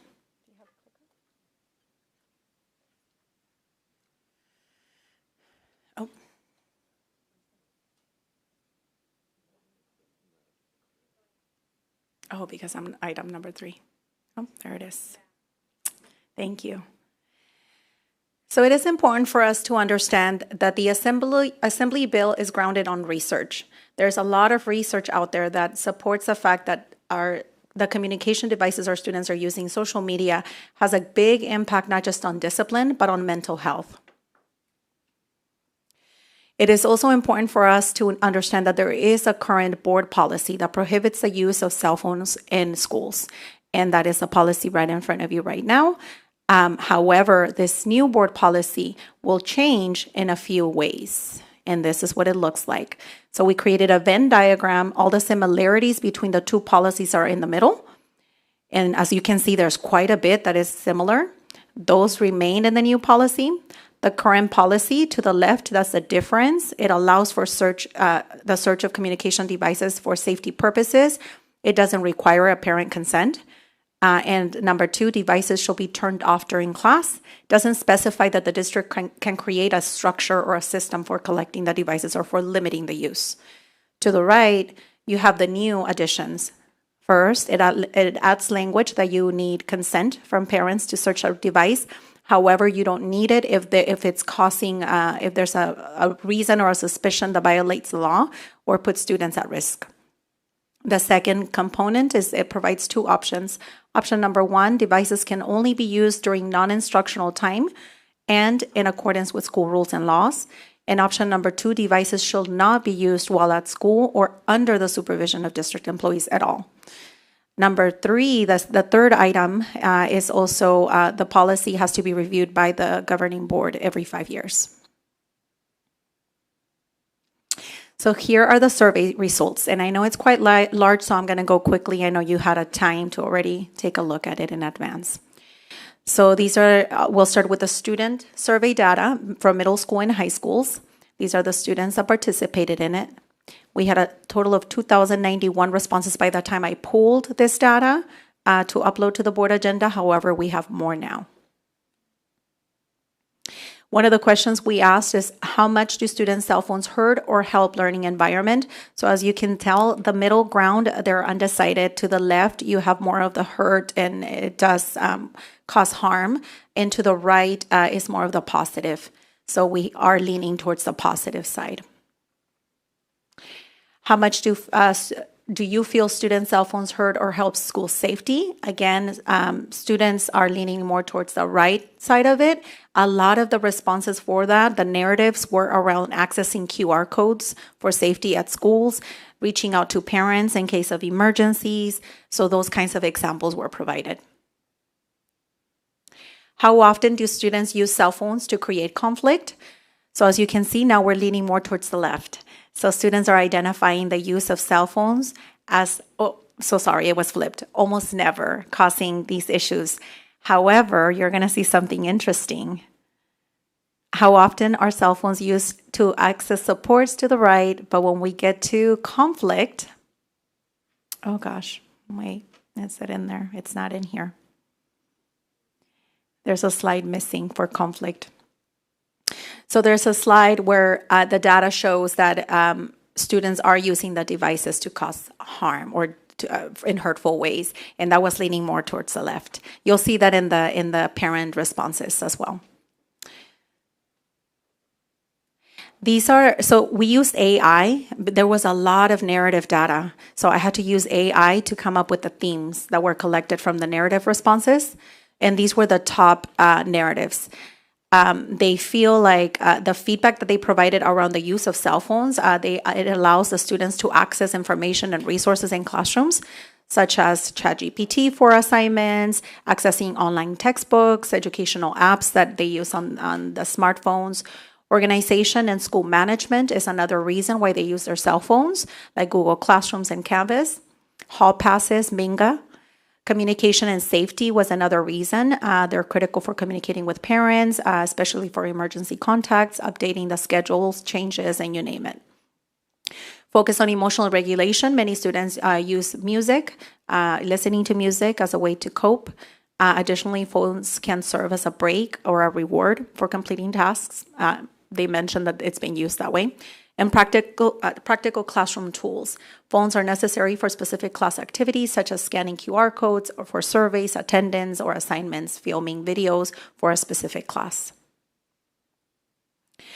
And we asked, is there any additional feedback relating to how communication devices may harm? So we asked the opposite as well. And they explained these were the top 5 themes that arose from the narratives. Distraction and reduces focus. Most frequent concern in the communication devices is particularly cell phones are a significant distraction in the classroom, leading students not to pay attention. Utilizing apps like TikTok and Instagram, that was mentioned quite often. Academic dishonesty and misuse of technology was another one. Many respondents noted that devices facilitate cheating, specifically through the use of AI tools, photo math to get answers, or texting friends answers for assignments, which ultimately prevents the students from learning. Social conflicts and safety concerns were amongst the top themes as well. Communication devices are seen as contributing to social issues, including cyberbullying, spreading rumors, starting drama, and enabling the recording and posting of school fights. The impact on social interactions as well, excessive device use during breaks, lunch, and passing periods is observed as a limit face-to-face social interaction. Individual responsibility and exception was another one. A recurring theme is that the harm is not inherent to the device themselves, but rather caused by students who lack self-control and abuse the privilege. So amongst the students, option 1 was the one selected, which means they can't, and we had to phrase it more in kid language because we were providing the survey all the way down to 7th grade. So they can't use the cell phones during class, but can use them during school and during breaks, and that was selected. We did want to know what supports would they need if we selected option 1 or option 2. These are the top themes that arose. We said if option 1 were to be implemented, what supports or resources would be needed to help ensure the policy is implemented effectively? So they said classroom phone storage and enforcement. The most frequently suggested was this, the resources providing a secure location for the phone, such as a box or lockers, or the pouches. The staff consistency and strictness was another top theme. The policy effectiveness heavily relies on consistent enforcement and clear communication and consequences. Implementing the rule effectively was another one. Student-parent contact emergencies. Many respondents emphasized the need for accessibility to the phones for certain emergency reasons. And that is stated in the board policy that we would be able to provide access to them if that's needed. Alternative engagement. Some responses suggested needing more simulation or engagement activities during lunchtime if we were to prohibit them. We also asked, what if we select option 2? What would we need to provide to you? What resources would you need? They mentioned, so that's a more stricter policy. They mentioned secure storage and collection system. The most frequently mentioned, again, was a resource to be used, pouches like Yonder, or secure lock boxes. They mentioned structures as well, like entering through one gate to make it easily accessible to access the unlocking mechanism that would be installed at the schools. Emergency communication. Schools would need to implement an easier and faster method for students to contact parents and guardians if the students don't have access to their phones. Increased staff supervision and enforcement was another big topic. Strict and consistent enforcement of the rule is necessary, requiring staff teachers to be more vigilant. Student engagement and alternative activities, again mentioned. And financial and logistical concerns. Implementing a full day ban would be expensive, requiring significant funding of purchase lockers and logistical components associated to the cost. The next survey was a community survey that reached a total of about 980 some participants. The percentage is here for our English. I broke it down in language because we provided it in Spanish, Punjabi, English, and Arabic. Arabic, we did not get any responses, so that's why you don't see it here.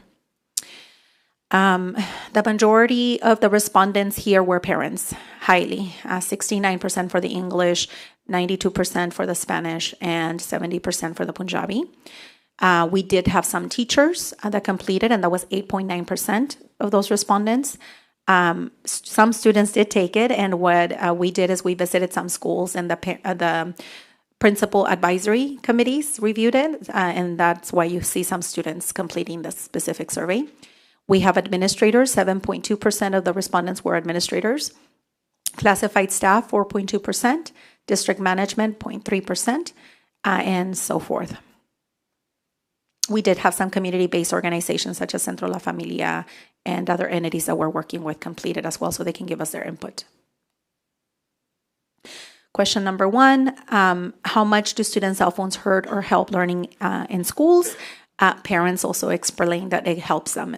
And I think some of the respondents mentioned things like, I noticed my kid accesses it to submit homework at home. So they know they're using their cell phones to take pictures and submit assignments. So those were some examples they mentioned. For the Spanish respondents, they were highly on the negative. They felt that it hurts a great deal. For the Punjabi respondents, also towards the left, it hurts. How much do student cell phones hurt or help school safety? English, we were higher on the right side, which is it helps. For the Spanish, we were higher on the left side, which means it hurts the learning environment or safety. And Punjabi is towards the left as well. How often do students use their cell phones to create conflict? For this one, we got more on the almost always for parents. So they feel that cell phones are being used often to create conflict by students. For the Spanish responses, we are also higher on the right side, which is it's almost always by a tad bit more. Punjabi, there was a large component in the center, neither right or left, but we also have about equal amounts of almost never used for conflict and almost always. How often are communication devices used to access supports? And these are the percentages. So the always is in blue and the sometimes is in red. So the sometimes and always, you have about 70% in each of the groups saying that they use the communication devices to access supports. So thematic coding through the use of AI was also used to identify these themes. And please know, I also read through the comments quite a bit to try to see if they matched. And yes, it matched what they were writing. Safety and parent-guardian communication was one of the feedbacks provided that technology is used highly for that. That was actually the most significant frequent point that the parents made. Like, we use our cell phones to get a hold of our kids for emergencies, when we're running late, when we need them to pick up their siblings. So that was mentioned quite a bit. The other one was redundancy with school provided technology, Chromebooks. Many respondents, particularly teachers and staff, were the ones that mentioned this the most, feel that phones are not as necessary for the learning environment because they have access to the Chromebooks, the one-to-one devices. Academic and research tools were also mentioned. Cell phones can be used for various academic purposes, including quick research, accessing Google Classrooms, using the calculator function, etc. Learning support for specific needs. Phones or smart devices can assist students with learning deficiencies, textbooks to speech, visual features, special needs, nonverbal communication tools. Distraction and negative impacts. That was also mentioned as a top item. A large number of respondents emphasized that cell phones are a major distraction in the classroom, hindering social and emotional development, enable cheating, and create conflict between students and teachers. Many believe they do harm, more harm than good. For our Spanish respondents, we noticed these 5 themes. Access to information and resources. Technology facilitates access to information and resources, helping students complete tasks and research. Language learning support. Technology, especially translation tools, are important for English learners, and they're used. Communication. Cell phones can be necessary for parent-to-child communication, similar to the English responses. Distraction over reliance. Technology can be a distraction when students have access to Chromebooks, and excessive use can hinder critical thinking. and proper use. Technology is beneficial when used appropriately for educational purposes. For our Punjabi respondents, the top themes were device usage, suggest limiting technology use, specifically allowing only school devices and prohibiting cell phones. They also mentioned negative impacts of the use of technology. Concerns were raised that excessive or general technology use could disturb students' education and cause future danger, including physical harm. For options, we again provided option 1 or option 2 to our parents. For option 1, students can't use cell phones during class, but can use them before school during breaks as well. And option 2 is they can't use them at all throughout the day. So as you can see, our parents highly feel that option 1 is the best choice.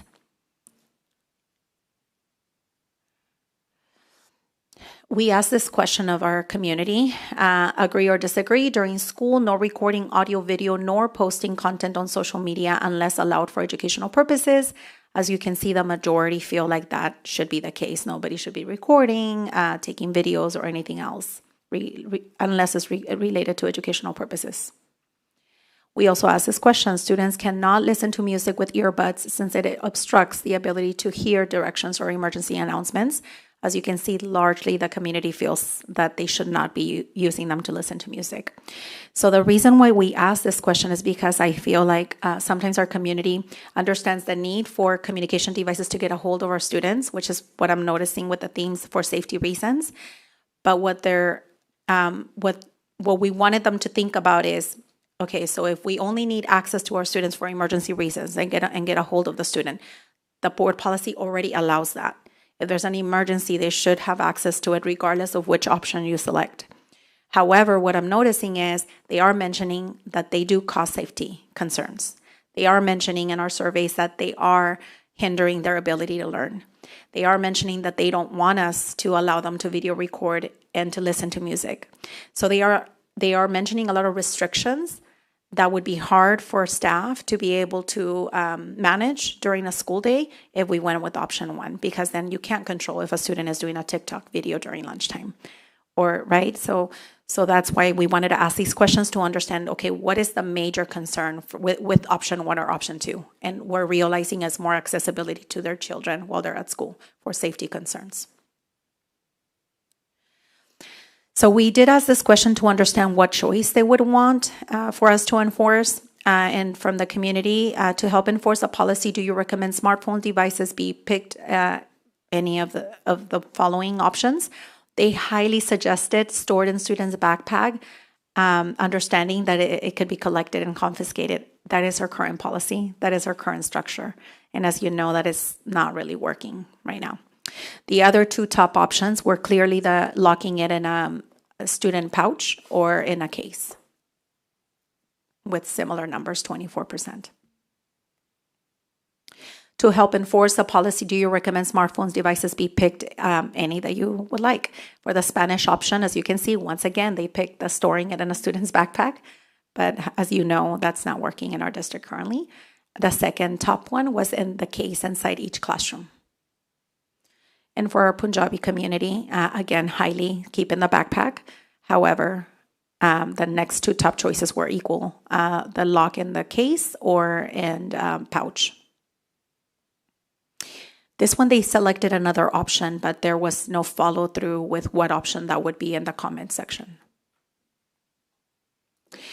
So we did ask what steps should be followed when a student repeatedly violates, and this was more for my feedback, so I'm using a lot of the responses to help us draft the AR. This policy doesn't come with an AR, but we are going to create one just because we feel it's necessary to ensure consistency across our schools. Parents and community highly mentioned the top one was progressive discipline and consequences. So that's why we feel the need for us to create guidelines of discipline and leaning more restorative and understanding that we want to just help the students cope without the use of a cell phone during the day. It is more of a mental health kind of component, not so much a disciplinary. So that is why we're leaning towards creating a guideline of discipline for our district around the smartphones, the use of smartphones. The next one was confiscation and parent pickup, which we agree. Staff also mentioned that as well. Restriction from bringing phone to school, Parent guardian involvement as well was another one. And alternative methods, some suggested using locked pouches system. So that's when they mentioned the yonder. And so even though we see a large number saying keep it in the backpack, they said, well, an option that we can use to restrict it is the yonder pouches. Yeah. What steps should be followed? The Spanish one also mentioned confiscating the phone, parent involvement, suspension, prohibition. That one went a little further in alternative disciplines. And for our Punjabi summary, phone confiscated, disciplinary actions, suspension included, parent communication, and decision-making body, so the board. The staff option, so I pulled the data from the Excel document that was downloaded and only focused on staff for this specific data that included administrators, teachers, classified staff. And the option that our staff feels is more doable and better for our district is option 2, which is restricting all day. The staff feedback is summarized into these 2 bullets. Teachers, administrators, and classified staff mostly describe technology, especially cell phones, as a distraction that reduces attention, lowers engagement, and interferes with instruction. They also repeatedly said phones can contribute to cheating, social media conflicts, and bullying. Teachers most often said cell phones reduce academic focus and eat into instructional time because staff must constantly redirect students. Many noted that phones are usually unnecessary because students already have Chromebooks. Recording was also mentioned. Additional staff feedback, administrators generally echoed the same concerns with technology, that it can hurt the learning when it is not tightly managed, especially during instructional time. Their comments emphasize the need for clear expectations, consistent enforcement as well. So it mimics some of the things that the students said that would be needed. Classified staff largely reported that phones interfere with concentration, classroom order, and student safety. They describe students using phones for recording fights, coordinating misconduct, bullying through social media, and avoiding academic work. A small number noted that technology can help certain students or support learning when Chromebooks are unavailable. I'm happy to answer any questions today. This is coming to you for information. We did take this to cabinet, and I was able to receive some feedback from our cabinet group, and I am here to receive also some feedback from you. I would like to hear your thoughts because when it comes to you next time, we would like to bring it with one of the options selected, option 1 or 2. So at this time, do you have a recommendation? As of now, based on the feedback and based on the data that we were able to collect from their feelings around safety and around the use of technology for conflict purposes, around the feeling of having to have guidelines and strict rules around monitoring, that will be very hard if we don't have staff everywhere with eyes on kids. So we are selecting option 2. As a cabinet, we felt that was a better option where we can create a structure and be able to create a system of how kids are able to pick up the pouches and return them. We also have visited Madera Unified. We were able to examine how they rolled out that effectively. That still continues up to this day. They use the pouches. The only pieces that you need to be aware of is the cost. There is going to be a cost associated to the pouches that is higher than buying the boxes for the classrooms. But there's pros and cons to both, right? Madera Unified also explained the fact that the pouches, you have to add cost on an annual basis to upkeep them. They break, right? Students are finding ways to break them. So then we have to figure out what is that going to look like in regards to budget. Okay. Comments or questions from the board? Trustee Sidhu? Yes. So this could actually probably turn into a Socratic seminar. I feel everybody's eyes. Inner and outer circle. How do we? Yeah, but with my experience with kids, like especially like when we dance and stuff, a lot of the central students attend, and when they're dancing, they're not using their phones, and it does allow for higher learning. Like if I were to say, you can have your phones on, like they have to put it away. But if I were to say you have to have it, like it's like I do the same thing. It's like I could be just sitting here and then you don't even realize when it's in your hand and suddenly you're swiping away, right? So I like option 2. I mean, I and I'm doing that out, like I'm just thinking out loud here, but I understand like parents' concern, safety. So like, I mean, I was like spitballing with a couple of my friends, and like my solution would be kind of like what we did. We had flip phones back in the day, you know, like non-internet. So like if you're concerned about safety or getting a hold of kids, I just looked it up right now. Walmart's selling it from $20 and Target's $25 or whatever. So it's manageable, and you can get a plan. You can do like a 24-month plan for $2 a month, basically. So what I'm saying is like there's ways to accommodate safety. And then I also did research. There's been Australia has banned phones, and I think it said 95% of the principals saw a drastic improvement in focus among their children, and 86% said it's, you know, they want to keep doing this. So I think, like, I mean, I understand, like, if like what I would be curious about is how many, like, what percentage of students per grade level start to get phones now? Like, is it like fifth graders, or like 30% of fifth graders have it, and then like as we climb higher and higher, and then like how do we like implement it stricter to where it's like, you know, like second grade, nobody has cell phones. Let's start there, and then like we can be little more lenient with people who already have the phones, but then like the students who don't have phones, just start it there so we can stop that problem from ever increasing in the future. And then the students who do have phones, we can be strict, but we do understand that, you know, for kids who grew up with phones, it's going to be harder for, like, if you took this away from me, I wouldn't know what to do with myself either. But like be more lenient with the students who are used to them, but at the same time, like those first, second graders, let's protect them all the way through. So know that is some of the feedback we got from Cabinet too, as we discussed it, and we're talking perhaps utilizing the boxes in elementary, and they're locked away, and then in secondaries more of the yonder pouches.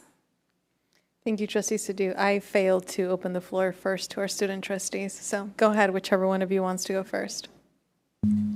Okay, I am a student, so my opinion matters. Indeed. Okay, that was kind of... But as much as I want to go with option 1, I know option 2 is better for all of us students, because it's just better. Because when I see, like, at West, there's like barely any fights, but when I see people recording it, I'm just like, this is a learning environment, and it's like distracting others. Because the first ever fight I saw at West was in my classroom during a test, and that was so disruptive. That was the worst score I ever got. Yeah, but I feel like as a student, I know that option 2 is going to help us the best. Everyone, as students, they chose option 1 as they wanted it because they want it for their benefit, not everyone's benefit. So, yeah. I was speaking about this in like just school this entire week, kind of with some other teachers. But me personally, as a student at Central East, I think option 1 is like, I know this kind of seems weird. I feel like it's it's, what's the word? It's unreasonable or like unbelievable with our like students these days. Because I also noticed I have classrooms where they enforce the lockbox. Like my second period math teacher, since the beginning of the year, she's been constant with it. And students don't do anything. Like if they do, like don't agree to put it in the box, they get marked as tardy and they get sent to the office. Like I think implementing rules like that early on is a lot more realistic for students. Just kind of throwing like, I don't know how to explain it, but it's a big shock to kids when you all of a sudden lock up their phones after they got used to being able to have them hands-on and everything. And knowing kids, they're going to rebel. They're going to find ways to open up them. I went to Bullard where they had yonder pouches for about a month, and students would cut them open. Students would put fake phones in it. And it also disrupted so much of class time because of just first period. We'd have to do checks, like take up 20 minutes of class, making sure they're all locked. And then at the end of sixth period, it's like opening them. And I found it as unreasonable, because when we have teachers, if we could tell teachers to enforce those lock boxes and pouches in the beginning of class and being able to earn them after, it helps like finish work. Like you're more motivated to complete your work. And it's kind of like a reward system in a sense. I think you can definitely join our AR team to create the policy, okay? The administrative regulation, especially because you've been at a school that enforced some of the pouches. Vice President Sellers? I'll just go down the line. Thanks. I've got a lot of thoughts on this. You have 3 minutes. First of all, the data, can we get that broken down a little bit more? Because it's too generic as it is right now. I need to see site to site to site and then a breakdown of grades, because a 7th grader at Rio's opinion is going to be far different than that of a senior out at Central High School. The experiences are completely different, and I'd like to take that into consideration. Can that be done pretty quickly, pretty easily? To be honest, I would need REA support with that because it's 2,000 some responses, and this is what I was able to manage using Google. So I would definitely reach out to REA to break it down further. Well, then if that's the case, then I'm going to have a hard time utilizing that data to paint a picture because there's too many variables in it. I'm kind of surprised that the district is proposing option 2 based on the general feedback from students and parents seem to be overwhelmingly supporting option 1. I've got a couple different thoughts on that. When it comes to option 2, one of the things that stood out to me right away is any doctor's notes. Is the district ready to have 5,000 doctor's notes turned in that, my student is needing to carry this phone because they have XYZ condition? How are we going to enforce that? Because the district, you're going to have a list of students who can have it, a list of students who can't have it. Who is it? How long are they allowed to? It's going to be a logistic nightmare. And to be fair, I did start off with saying that we went to cabinet and we had an opinion on one. We are not saying that's what's coming next time. That's why I want your input, and I'm writing all of these down. Sure. The data, what I can tell you is I broke it down as much as I could, and the thematic coding is for all. So I do agree. Like if we split it up, I would like to see how middle school responded compared to high school. I can do that further and submit to you in a Friday report after working with our other department. Regarding the responses for parents, what I explained earlier is, yes, they're telling you they want this option, but the other responses regarding safety and the fact that they don't want them to record and the fact that they do cause issues, those were highly on the negative side. So the option did not align with what they're telling us that the phones are being used for. However, the option was also selected based on how we can manage those restrictions from the policy without having, for example, I talked to Madera Unified today to understand how is it going with the pouches. And they said, well, some districts, I guess I had visited Modesto, attempted the no pouch, no lock boxes. And what they're hearing is that they're having a difficult time because now the teachers are upset at the fact that that enforcement is being put on them. And they can't, that's not part of their job description. Madera Unified also went through that. And they said our teachers also felt that the following through with the restrictions should not be falling on them. So then there's pros and cons to both sides, right? Well, that's one of my things here, that before I even approve any option 1 or option 2, I want to see what the enforcement plan is going to be. Clearly outline what this process and steps are. Do you get warnings? How many warnings do you get? What's the next step? So that information is then conveyed to all students, all teachers, all parents, so that everybody is very clear in understanding, why am I getting a phone call from the principal saying that my kid's student or my student's phone was taken away from them? What do I do to get it back? Well, whatever the district comes up with, that needs to be outlined ahead of time. And it needs to be enforced across all of our campuses from class to class. And I think that's one of the reasons why, when I look at this and see most of the faculty supporting option 2, because that's the easiest, just to say, don't have it here. But when it really comes to practically enforcing it, it's not. And then also like to see kind of the roles of in a classroom, the teacher's responsibility would be to say, put your phone away, there's your warning.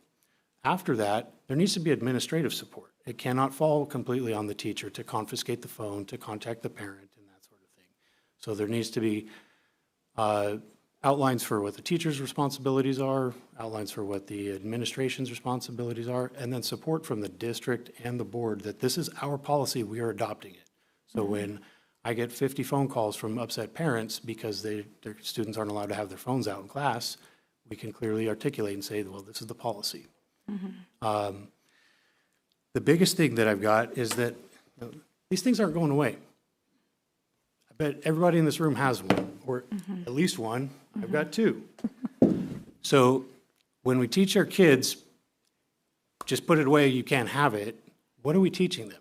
We're not teaching them how to manage their time and be responsible with it. Where I know at my kids' school at Garza, they're piloting the every classroom, they have to put their phones in the sleeve. I hear that some kids have 2 phones, they put the dummy phone in there. There's kids are going to be creative and find the way to be sneaky. It's going to happen. But it seems like the majority of the feedback that I've heard from my kids, their friends, and just other students there is that it seems to work, and they like having the phone for their personal time during their break. It gives them that sense that, hey, I can escape from school and I can do what I want to do. Also from parent side, I need to be able to know when my kid's done with athletic practice, hey, practice is over, come pick me up. If we take away their communication device, then we're going to have a problem. And I highly doubt that each school site's office is ready to handle and field all the phone calls from parents saying, hey, can you tell my kid I'm going to be late? Can you tell them to pick up their sibling from school, except whatever it is. I just think this needs a lot more thought before we start jumping into anything. I'm going to take a break and recollect my thoughts. If I can just explain one point. So the AR is going to help us with that, but in order for us to create an AR, I'm including the behavior task force. They actually started already this discussion around guidelines for discipline for this. But we need a direction. So I need to know if we're going option 1 or option 2. And like I said, nothing is set in stone. All the conversations I've been having with you, including the feedback we got from cabinet, none of that is final. You make the decision as to the board policy, and that's why I wanted your input too. So put simply, it's not realistic to demand an AR. I understand that's your opinion, that's your request, before we even have direction, because quite frankly, it's a waste of time. You're asking administration, we would be asking administration to develop 2 ARs for each one of them. And they already have plenty of things to do. And quite frankly, I'd rather have them spend more time on academics than developing an AR for implementation of this policy. But and the difference is that this one doesn't come with an AR. So Correct. all other policies do. So it's easy because then we just adapt it. So this one we're creating from scratch, beginning to closing. I don't know that the policy, the discipline is going to be too different, though. Regarding option 1 or option 2, if I show up with a phone and I'm using it when I shouldn't be, what are the steps going to be? So if you, for example, to Hibbity, I did a no phone all day policy. We had Ziploc bags. They had to put a sticky if it was collected from the child. We had less fights, less recording, less incidents, kids interacting during lunch. Dr. Lopez, let me interrupt you. I want to hear from the rest of the board, and then we can come back and you can provide any response to generally the questions, because this is just feedback. And I do just want to point out, we have one of our vendors that's waiting to provide information on one of the information items. Trustee Kirk, did you have any comments at this time? I do. Okay. Trustee Nandeep Singh? I do indeed. You also have 3 minutes. I'll do my best.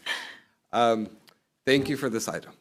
So I'm going to go on the record tonight clearly and without reservation in full support of an all-day no-access phone policy for our students. I hear all the reservations that Trustee Sellers.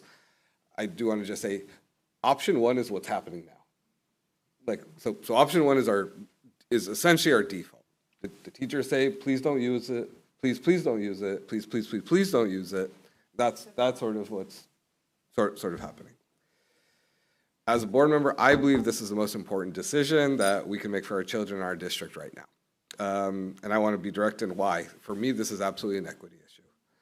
When we allow phones in our school, we are not being neutral. We are choosing to let the achievement gap widen.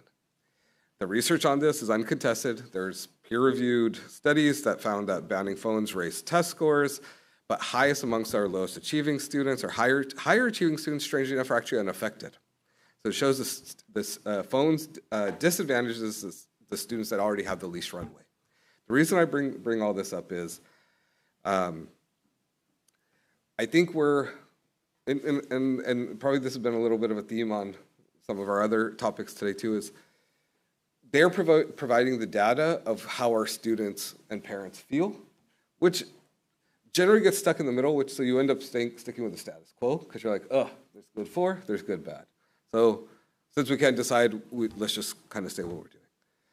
What they didn't do tonight, and maybe that's part of this presentation, it wasn't necessarily part one, but maybe definitely part two, is we are not the ones, as much as I wish Central Unified was a leader, we are not the leader in this. There are tons of districts that have been doing this for the last 10 years. So we have full opportunities to learn from their mistakes, learn from their successes. Madera Unified has already had to answer those questions. I don't know what their answers are, but I know they've had to figure it out. The increased calls to their district office, making sure that there's probably a phone in each classroom, and they're gonna have to build out an infrastructure for it. We have an opportunity right now. We're not leaping into the deep end. We're having a conversation, we're having a discussion, and to put those in place. San Mateo Unified, actually our most affluent districts in California have long done this. So if you're talking about like San Mateo Unified in the Bay, some of the other ones I know, Rockland, up in Sac, like these are like, they have kind of already seen that there's a reason for this, and they have the data to show why it matters and why it's extremely important. It's not just academic. Dr. Lopez talked, of course, about our mental health crisis, and where they actually saw the largest impact is actually on our African American youth. Now, what happens in option one, where you have uneven implementation, it actually usually falls on our young men of color because they get actually blamed more, because you just have left to the discretion of the teacher. Sometimes, bias is just there. Who do you send for discipline, and who do you give a warning to? So for me, it's like where we can just reduce that. And in this board, as we're absolutely really want to focus on academics and decreasing that academic achievement gap, I think this is a very important thing. I also want to kind of directly address our parents. I've heard the emergency access concern. I want to name it. And also put it to rest in the sense that every district has a front office. Every parent can reach their child through that office at the time. That's not new. This is how schools have worked for decades. We will have to rebuild that muscle because it's something that we have lost because we've always had sort of direct access. I've been to campuses where I've seen this done very well, especially to be honest, in the Sacramento and the Bay Area, just because they've got a lot of these kinks out because they messed up. I think, Amira, your comment about Bullard was, whenever I've talked to Fresno Unified, they were like, folks, the biggest thing was they took it away from the students, but didn't take away from the teachers. So then that kind of created like a concern, and it was just really uneven. So I think learning from those will absolutely, I would love to see this in a phased way. Maybe it starts off with elementary schools in 7th and 8th grade. Then we move it to 9th and 10th grade, and we move it to 11th and 12th, so that we have a phased way of bringing this in. But this is something really close to my heart. I think this is really an important topic, and I'm glad that we're discussing it, no matter what our opinions might be. Trustee Griffon? Thank you, President Carrillo.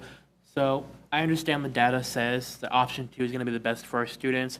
I just want to make sure that we implement it to the best of our ability. So that's why I have a few questions on option 2. Number one, since we've mentioned music a lot and earbuds, would the option 2 policy ban music players as well, or just smartphones? Let's say back in our day we had MP3 players. Are we banning MP3 players as well, or is it just the cell phones? So this is our cell phone. It would be a cell phone policy. Thank you. And for the snack bars on our secondary sites, do they have mobile pay as an option?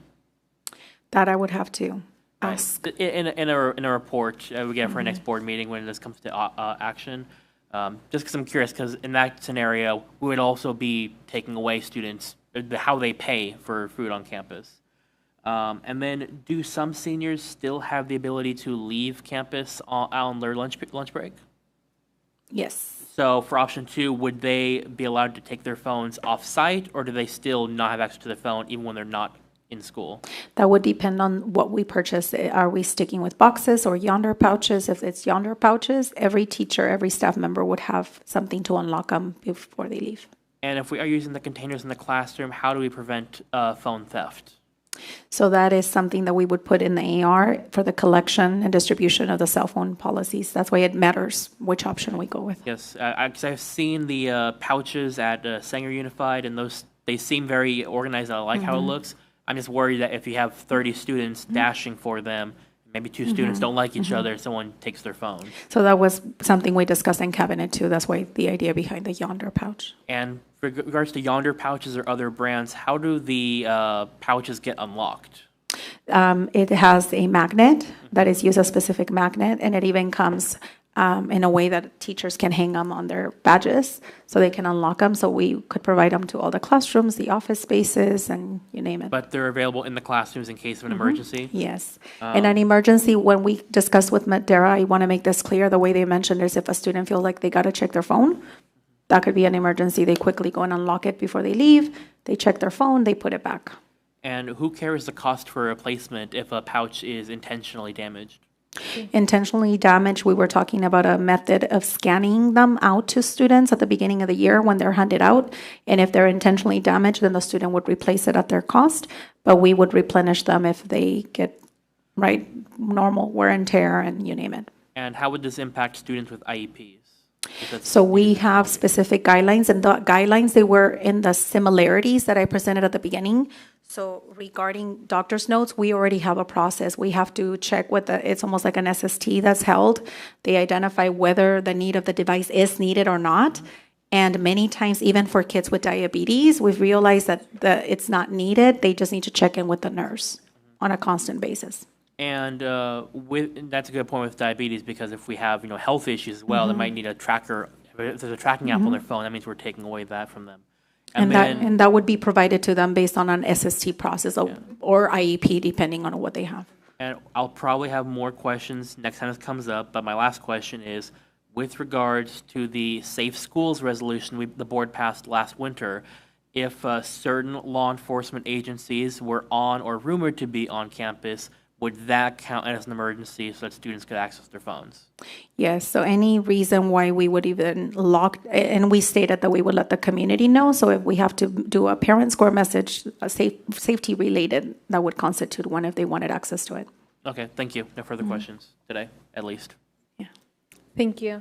My only feedback would be I've done some research, not to the extent that Trustee Nandeep Singh has, but there are a lot of studies that do support prohibiting the use, and I agree with the inequities that exist. And I'm sure that if I had children, I would want them to have access. But again, there's already opportunities, and I think we can improve how we're communicating emergencies with our community and our families so that they're informed. So I tend to agree with prohibiting and making sure. My concern would be that whatever the AR looks like, students should not be penalized in such a way that excludes them from the classroom, when the whole reason for restricting the use of cell phones is to ensure that they are focused and have better opportunities to learn in the classroom, which,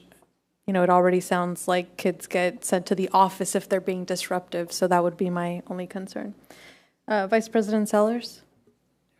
Can you guys bring back information on what other school districts that are utilizing these other programs, what they're spending annually to support this problem? And then... And sorry, and just to that, there is almost a 10-15% where they just get messed up. So please bring back the reoccurring costs too. Yeah. And I have the current cost for our district too, depending on the options that we select. Okay. And then our current policy right now of what is our current policy? So our current policy restricts the use, and it says your phone should be off and put away during instructional time. But we know that has not been effective. Has it been not effective because it hasn't been enforced?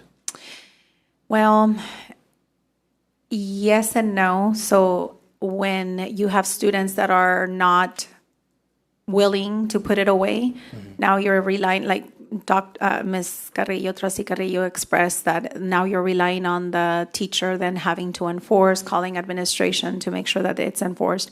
However, we have situations like this week. There was fights and there were recordings and they were posted, and there's situations where kids are picking on that student because of the fight now. So then there's aftermath, after effects that we're dealing with because of the posting of videos. I guess my concerns are that we've created this current system that is too difficult to enforce. So it's easier just to turn a blind eye and ignore it. And, you know, I'm not going to follow the process because there's too many steps and I'm not getting the support that I'm needed. And then when it comes to students who are actually doing harm, using their devices to do that, what is the discipline process for that? And are we actually implementing that and holding kids accountable? Or is it, again, it's too difficult, you know, I'm not going to do it? No, there's a specific situation of a recording that took place yesterday. We were seeing the video, and there's consequences. So the kids are getting consequences, and sometimes even up to suspension, depending on the impact. Because I know there's other incidents where it may not be a physical confrontation that is, you know, made its way to social media platforms, but parents call the school site to complain, my child's being cyberbullied by another student, and ensuring that the district is doing our part to stop that. I see the solution is just to ban everything across the board. That would be the easiest, but I don't know that that is the most appropriate. Okay, so we've had a lengthy discussion. We've been talking about the subject for over an hour now. Do you have, what I would like us to do, because this item is coming back, and I hear us expressing all of our opinions again, what specific information do we need back when this item returns? So I've heard from Vice President Sellers, I've heard from Trustee Nandeep Singh, Trustee Sidhu. Yeah, so the main thing that I want back is what is the prevalence of cell phones, if that's possible, per grade, and how does it increase?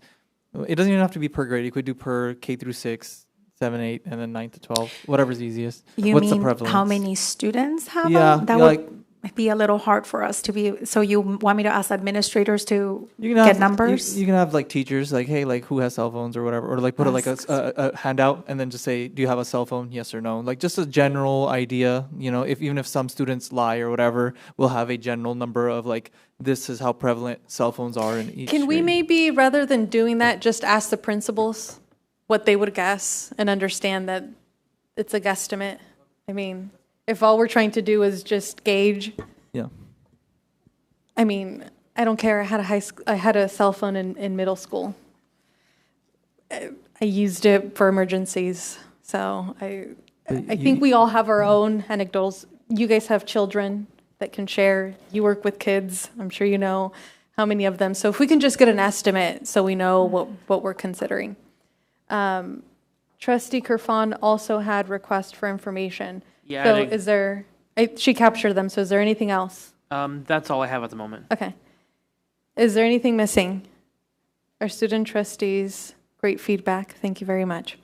Okay, if you guys think of anything else, please direct them to our superintendent. We want to make sure that admin is prepared to bring this back, and I would really like us to make a decision rather than tabling this once it returns. Okay, and this is expected to return April 28th, 2026 at our next board meeting. Thanks. Thank you, Dr. Lopez. Okay, we return back to item number 1, receive information regarding update from Caldwell Floors Winters, Inc. relating to hardship funding and scope and sequence of facility projects. Good evening. We have Mr. Greg Norman from CFW.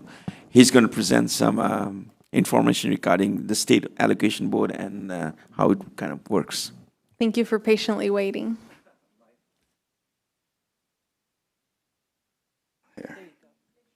Make sure it's green.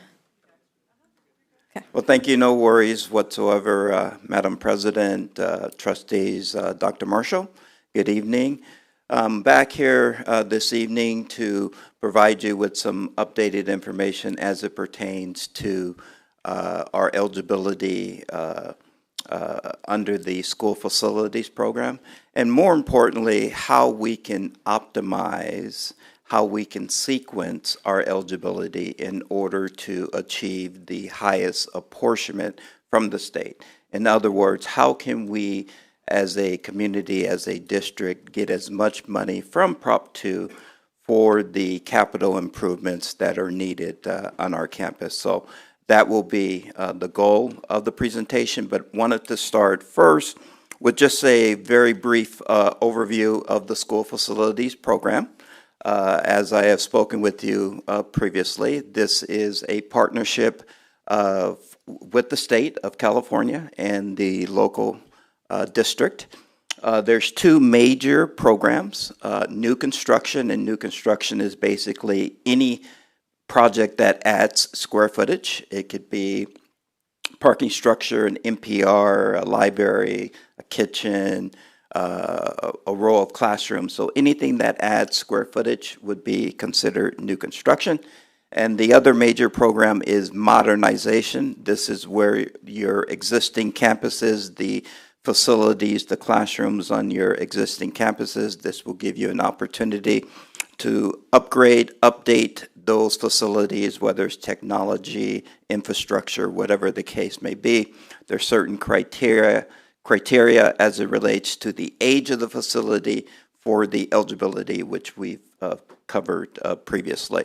So those are the two major programs that the school facilities program covers. There's some boutique programs that I will be bringing to you from time to time.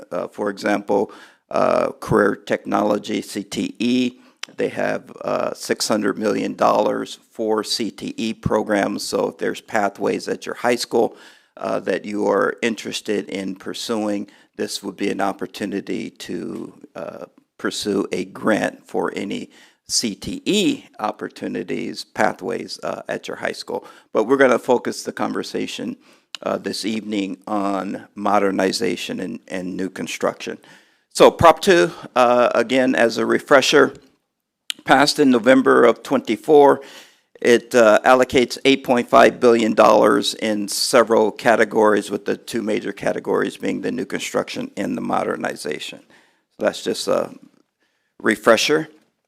And again, this second slide is just the breakdown of that $8.5 million. Again, as a refresher.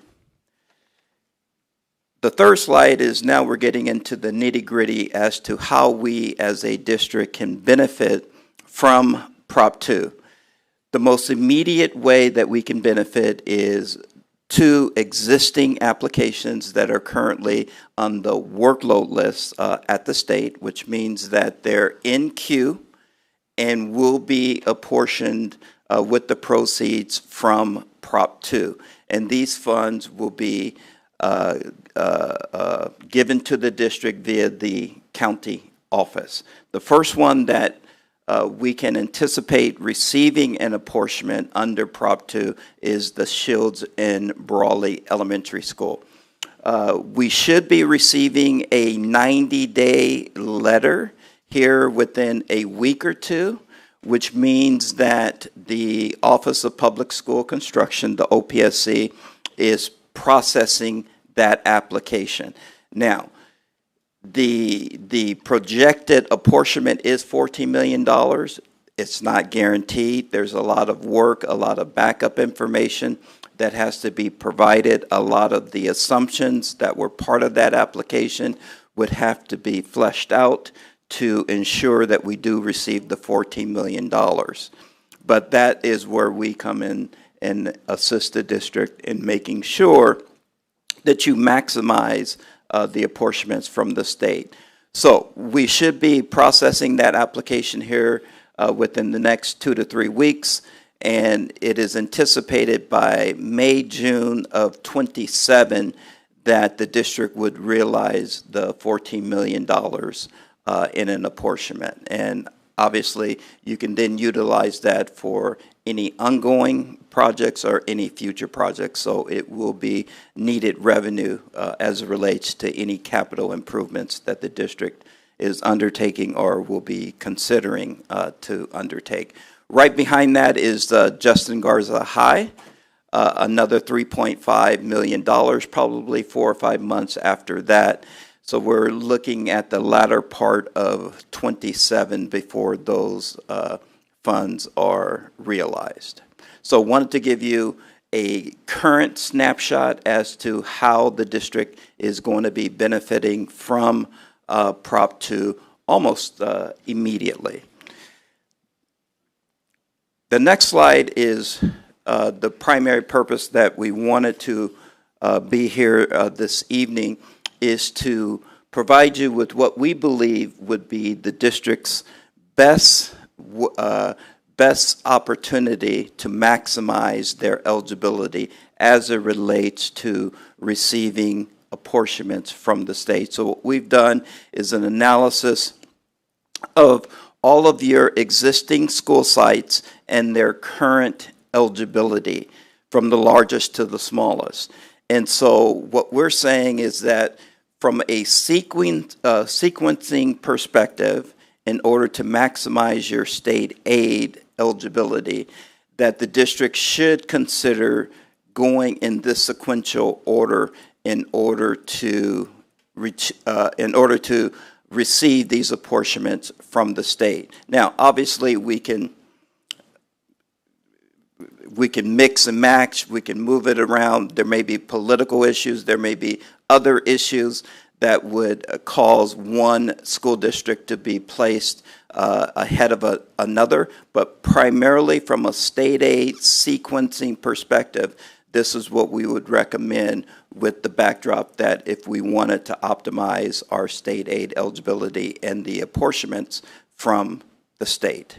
Now, we do have two projects that staff has already been moving forward on, and those are the two that are at the top. And so those two have been prioritized because there has been work already done on those two projects. So we will be pursuing those first and foremost. The critical thing to this, as we have spoken before, is that there is a district match associated with the school facilities program. The new construction, it's a 50-50 partnership, and with the modernization, it's a 60-40 partnership, with the 60% being borne by the state. So how do we take advantage of the eligibility that we have when we have limited resources as it relates to the match, the district, the local match? There is, I don't believe, Dr. Marshall, the financial hardship slide made it on, so I'm just going to speak to it. So there is, okay.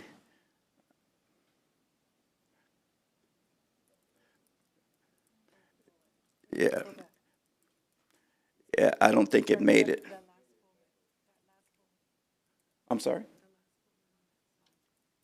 Oh, okay, there it is. Okay, it did make it on there. Okay, so financial hardship is a way in which the district can secure 100% financing of their project. So instead of there being a 50-50 partnership or a 60-40 partnership as it relates to modernization, if the district can qualify for financial hardship, and currently it does qualify for financial hardship, then there would not be the burden of the district having to come up with a local match for their capital projects.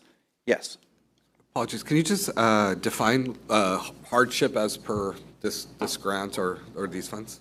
So the key to get into the room for hardship is that a district must be charging the highest allowable developer fee. So they won't even consider or entertain granting you with financial hardship unless you as a district are charging the highest allowable developer fee.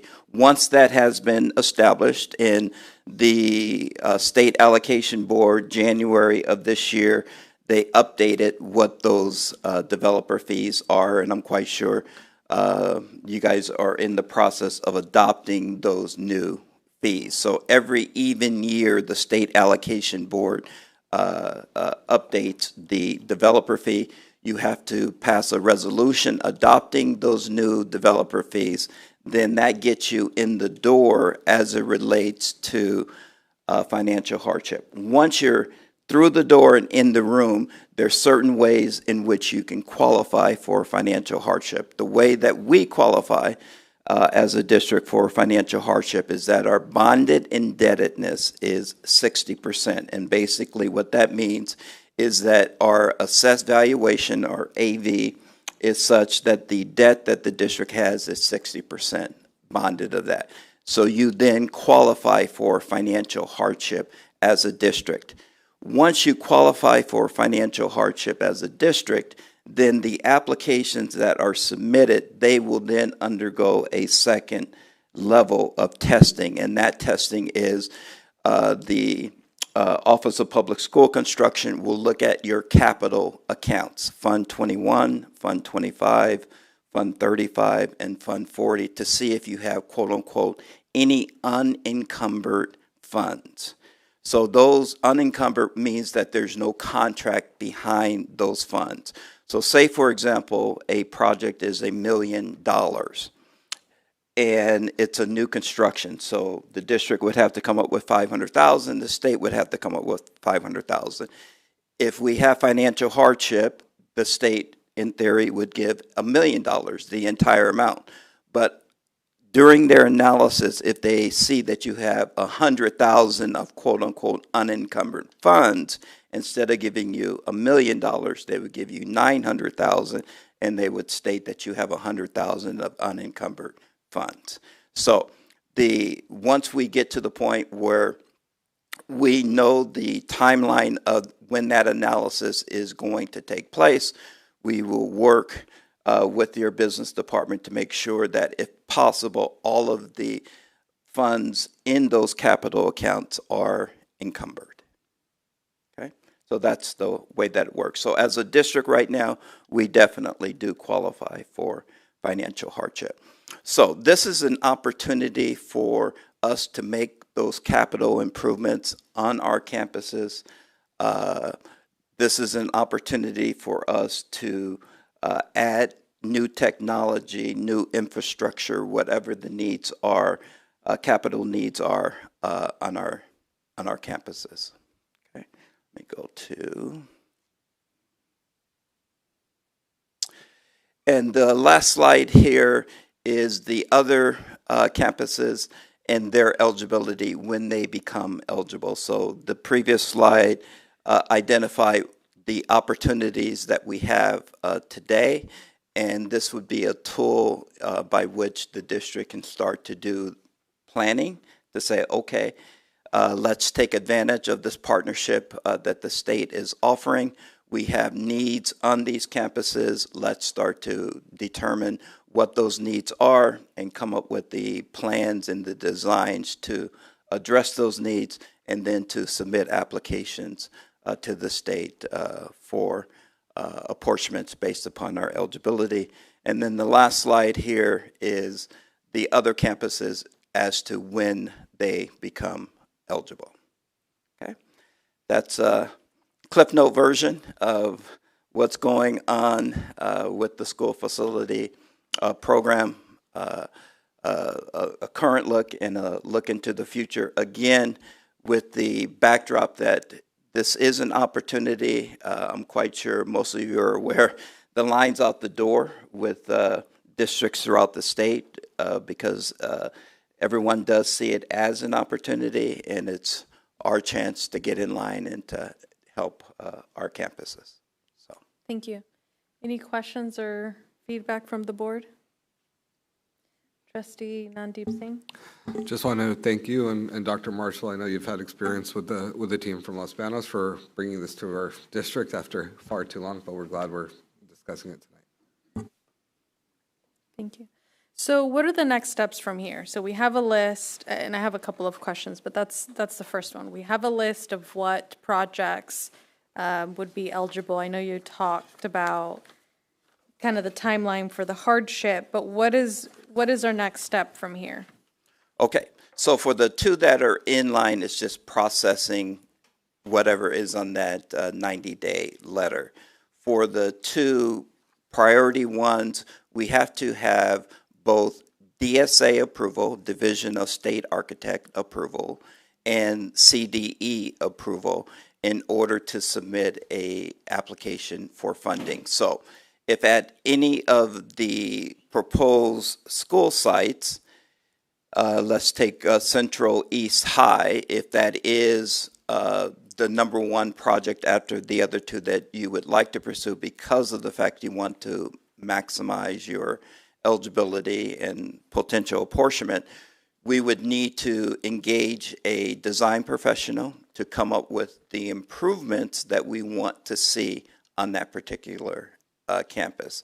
We would then, that design professional would then achieve DSA and CDE approval, which would then put us in a position to request funding. So that would be the next step. So the first step is to either to go along with this sequencing or to come up with which ones are of most priority to the district, and then start to work on achieving both DSA and CDE approvals. Okay. And so I guess this is a question for our administration. What's the next step? Well, we're working on the architect design for McKinley, Hernan Barstow, and then I think the other thing that Mr. Norman, I just want to add is we need a approved master plan. Yeah. Right. So those three things we need. Yeah. So the other thing I want to probably talk to him about is, remember when we had the contract before Dr. Marshall came, is for the WAPA building we took a loan. Yes. So we wanted to kind of address that issue too, that here we have a WAPA building designed, ready to go, but we had to take a loan. So that's the hardship. I want to also include to see what we can do about it, because that was, we had the contract with you like 2 years ago, 1.5 years ago. So that's the part I also want to include, if we can get that also going, because, design has been approved. We had to take a COP loan, so. Yeah, and that's critically important. So Herndon, Barstow, and McKinley, the reason why they're at the top of the list is exactly for that reason. There has been work already done on those, and so they should be ready for an application to be submitted to the state. Now, in regards to the certificate of participation, or the COP that was taken out for that particular project, yes, we can definitely submit a application for reimbursement for that particular project. And as long as we do have the DSA approvals and the CDE approvals, then we can submit for that as well. Now, what that will do, new construction is generated district-wide. It's not site-specific. So modernization is generated per site. So with that particular application, since it's going to be a large ask, it would take some of the eligibility from some of your other projects in order to cover that one. So will you conduct an analysis of what's most cost effective as far as if it's taking away from the eligibility? Is it dollar for dollar that we're talking about? It is dollar for dollar. Okay. So say, for example, your new construction district-wide is $50 million. So if this one takes, first of all, if it takes all of the $50 million, then that means that some of the other projects would have to wait until there's a regeneration of eligibility. And the way that eligibility, again, not to take up too much time, but just a refresher. So new construction eligibility is generated, I call it a three-legged stool. It takes a look at your existing enrollment and your capacity to house that enrollment. The state of California uses their own student capacity for TK through 6th grade. It's 25 kids per classroom. 7 through 12, it's 27. Your teacher's contract could be something totally different, but when they look at your capacity, they load the classroom based upon that student loading, 25 and 27, to determine if you need new classrooms in order to house your existing population. So that's the first leg of the stool. The second leg of the stool is your historical enrollment data. Is it trending up, or is enrollment going down or declining? So we do an analysis based upon a 5-year, 10-year, and 18-year projection to determine whether or not the trend is going up. If the trend is going up, then the OPSC will give you funds today in order to build classrooms because you're growing. And so that's the second leg of the stool. The third leg of the stool is any commercial developments, any housing developments coming within your school district boundaries. Say, for example, there's a 100-unit apartment complex coming in. They will give you a student generation of 0.7. So they'll give you 70 new kids coming out of that 100-unit apartment building. Now, that 100-unit apartment building may be built 5 years into the future. They will give you the money today in order to build the classrooms in anticipation of those kids impacting your classrooms. So that's how it's done, and then you as a board determine where do you want to utilize that eligibility. Okay, thank you. Trustee Harman Singh? Okay, thank you. So then this is really, the next steps would be getting the facilities plan completed, and if I remember correctly, you're also helping us. Yeah, we can definitely assist. I don't know what the status of that is, but you will need a facility master plan in order to participate in Prop 2. Are they not the vendors for that? It's a different vendor? Yeah, it's an architect. Teeter is the architect that we got it, okay. So they are all on it because we are started with Central High School.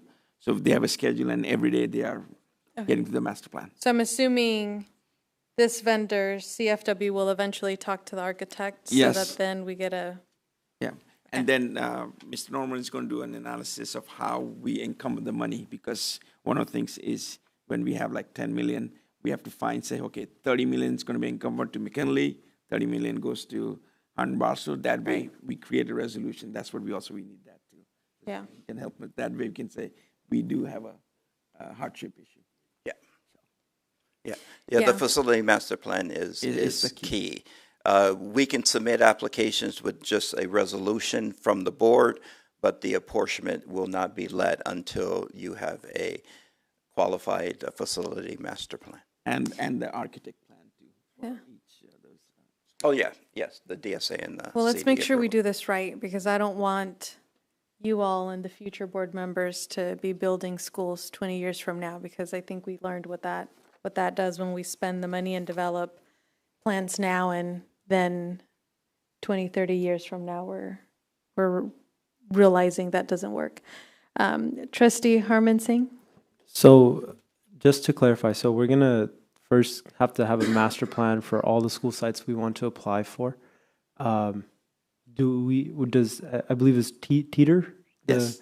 Architects. Are they going through all of the schools, or? Yes. The master plan has to be all the schools. So the one thing is we have an existing master plan that's going to expire. Yeah. They just have to build on it. They're not going to create a brand new plan. Okay. So it should be a little bit faster process because we already have a plan that was already made. So they just have to modify that plan. When do they expect to finish all the schools by? I think it's about like 4 or 5 months. So I'll check on that because they have to go school by school. So. Yeah, if maybe we can get an update just so that we have a full picture, and the vendors that's responsible to do whatever their responsibility is. Because I think I'm having to connect the dots, and you don't want me doing that. So we can have a teacher do an update in maybe the next board meeting, just an info item. Yeah, and then at least a one-pager so that we have something to look at and be able to track. Trustee Singh. May I suggest out loud, President Carrillo, after the completion of the master plan, can we have like a board workshop to actually just kind of Absolutely. like go in detail, and if we could just note that Yeah. so that. No, I'll just have as a Tita to reminder. do like a brief presentation, maybe next board, just to say, where are you at? What's going to take and when it's going to get completed, just 10 minutes. That way Yeah. you guys get to hear it and ask questions. And may I ask, sir, for the two schools that we have pending applications? Yes. So obviously, we're still waiting for the money. We submitted the oldest one at Shields and Brawley, so JSK Elementary, nearly 2.5 years ago. Yes. What is the general turnaround time for, at least for these two applications? When should we be expecting? The OPSC, any application that is received today, the OPSC is communicating it will take 2 years in order for that application to be processed. And so the current school that we're at, probably about almost 2.5 years. Is there any way that, and the second school, we'll be approaching 2 years in about a matter of weeks. Yes. Is there any way to check or just kind of see how they're? Oh, yeah, I check all the time, because each project has a OPSC project manager, so it's a telephone call, it's an email to find out what's going on. And what is also delaying the apportionments is that the state has instituted what they call priority funding. So before it was they would give out an apportionment every month. Now the apportionments are given out twice a year, and it's based upon when the state of California sells bonds. So they say after the spring bond sale, all of those applications that have been approved by the state allocation board will receive their apportionment. Then they line them up, and then they do a fall bond sale, and then they apportion those applications. So they have slowed it down, but your application will be processed according to the OPSC within 2 years. The apportionment may lag 4 or 5 months behind that. So if I'm understanding your answer, at least for the $17.7 million with regards to the two schools of which we have already applied and 2 Yes. years has or will soon lapse, in the best case scenario, we would be hearing back in spring at the sale of the statewide spring bonds. In a worst case scenario, it would be in the fall. Yes. Of calendar year 2026.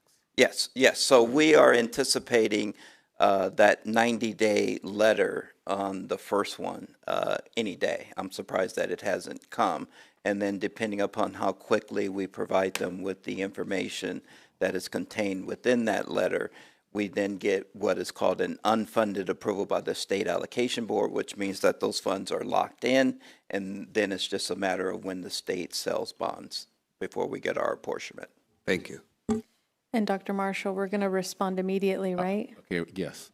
And I think one thing that I want to add is that Mary and I, we met with California Consultant, and they do a lot. There's a lot. We spoke about the CT grant money that's out there, and they specialize in that grant for a lot of school districts. So this time we'll be ready when that window comes open. I know you told us about it last year. I did. And there was a lot of money available, so we'll be on it. So October 15th, round 8 of the CTE. So if there's pathways at the high school, whether it's farming, agriculture, we did a farm for the Santa Maria Joint Union High School District, which if you're ever out in that area, it's the most beautifulest farm you will ever see. Steers and barns and what have you. So it's pretty cool. Thank you. This is just for information, so I think we provided the direction administration needed. Thank you so much, and again, thank you for waiting. Oh, no worries. No worries. Thank you. Good evening. Thanks. We move on to item number 2, receive information regarding quarterly Williams Uniform Complaint Procedure, Assistant Superintendent McLennan. Or Area Administrator Jeff Garrett. Yes. Okay. Jeff Garrett will be introducing the information. Thank you. All right. Good evening, President Carrillo, members of the board, and Superintendent Dr. Marshall. This item is presented in compliance with the Williams settlement requirements. The quarterly report provides information regarding 3 key areas: teacher qualifications, school facilities, and instructional materials. The Williams Settlement, established in 2004, ensures that all California public school students have access to these essential educational conditions. Each district is required to conduct quarterly public hearings and submit a report to the county superintendent. Administration recommends that the board hold a public hearing at the next board meeting and approve the Quality Williams Uniform Complaint Procedure report. Thank you. Any questions or comments? And we don't have any complaints that we've received so far? Not at this time. Okay. So this will be added to our agenda for action on April 28th, 2026. Thank you. And our final item for tonight has information. Receive information regarding the 27-29 calendars for Central Unified School District. Dr. Childs. Yes, the proposed calendars were created in accordance with Article 8.6.6 of our CBA with CUDA between the district, and it takes into account what staff members in both CUDA and administration, and they even include classified staff, are voting on for the 27-28 school year and the 28-29 school year. So the calendar includes instructional days for students, duty days for employees, and a list of observed holidays. There is no fiscal impact associated with this item, and administration is recommending that this item be moved to action for the next board meeting. Thank you. Any questions or comments from the board? Any objection to having this return under consent? And it can return under consent, right? There's no obligation. Okay. This will be under consent. Thank you very much. Advanced planning, the calendar should be attached, just giving you an overview of the next items, big items coming before us. Our next board meeting, additional information and closing comments from the board. So this item is on the agenda for any request for information or future board items that we may bring. Trustee Nandeep Singh, and then Trustee Harman Singh, and then Trustee Sidhu. I just wanted to update on the VAPA building at Justin Garza. Okay. Yeah. I will work with administration to figure out when to bring that back. Trustee Harman Singh? This is for advanced planning, right? Yeah, I mean, it goes with advanced planning. Mm-hmm. Okay. So while I was at Central High School and I got to, tour the facilities, I wanted to ask, have we done any sort of like tree or shade coverage study for how much of our schools in Central Unified are actually covered by shade? Is that something we know? No. I mean, I can look into it, but okay. So I don't know if that's something we can explore. Trees are the easiest way to mitigate heat. Black asphalt, dirt, all that is going to attract heat. Trees cover it, provide a lot of natural shade, cooling places for students to hang out. That's one thing I wanted to bring up. Another thing, this is just something I think both Trustee Sidhu and Trustee Kirfan both probably also remember. At Central High School, there's a quote on the wall in front of the cafeteria. It's a nice quote. It says, "Be the change you want to see in the world," or something akin to that. But it's written by Mohandas Gandhi. That's who they quote. I just, given the recent revelations of Cesar Chavez, the sexual abuse that victims faced at the hands of whatever predator. And Mohandas Gandhi's similar allegations, I think it'd be good if we can at least have some sort of conversation or something to see how we want to proceed further with. Just even that, it's just a quote. We can take it down, or we can figure something out, with the involvement of students, the community, teachers.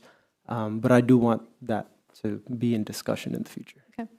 Yeah, let me work with administration and figure out when is the appropriate time and how to phrase that item to bring back to the board. Oh, see, this is what happens when you all just don't respond.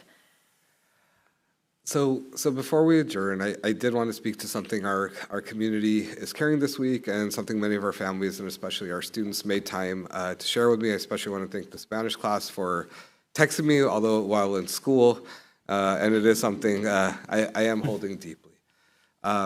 Obviously, as Harmon just alluded to, or Trustee Singh just alluded to, the recent reporting has brought forward serious allegations that Cesar Chavez sexually abused children, including girls as young as 12. I want to say that plainly. What was done to those survivors was wrong, and we believe them. I also want to acknowledge how this lands here. For many in our Latino community, this is not distant news. It's grief, confusion, anger, and a sense that something has been shaken. Central Unified has long been a district of farm worker families. The fields around our schools aren't backdrop, they are biography. This community was built by families who labored here, Black families who came from the South, Armenian, Japanese, Punjabi, Volga, German, Yemeni families, and most especially our Latino indigenous families, the heart of this district, who refused to be made invisible. That is who we are, and that history, the marches, the strikes, the sacrifices, does not belong to one person. It lives in our families, it lives in our students. The movement belongs to them, it always has. To our farm worker families, your story is intact, your children are here because of what you built, and we will continue to honor that. To the survivors, we hear you, we believe you, you deserve better. I really want to thank, like I said, all the students, the families that reached out to me to just share how they're feeling, how this has landed.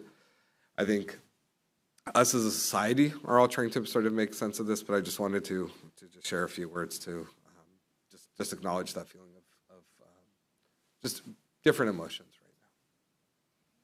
Thank you. And with that, our next board meeting is scheduled for Tuesday, April 28th, 2026, beginning at 5:30. As a reminder, our open session will begin as soon as we conclude closed session, and we're no longer restricted to 7 p.m. We do need to adjourn back into closed session. So at this time, we'll adjourn.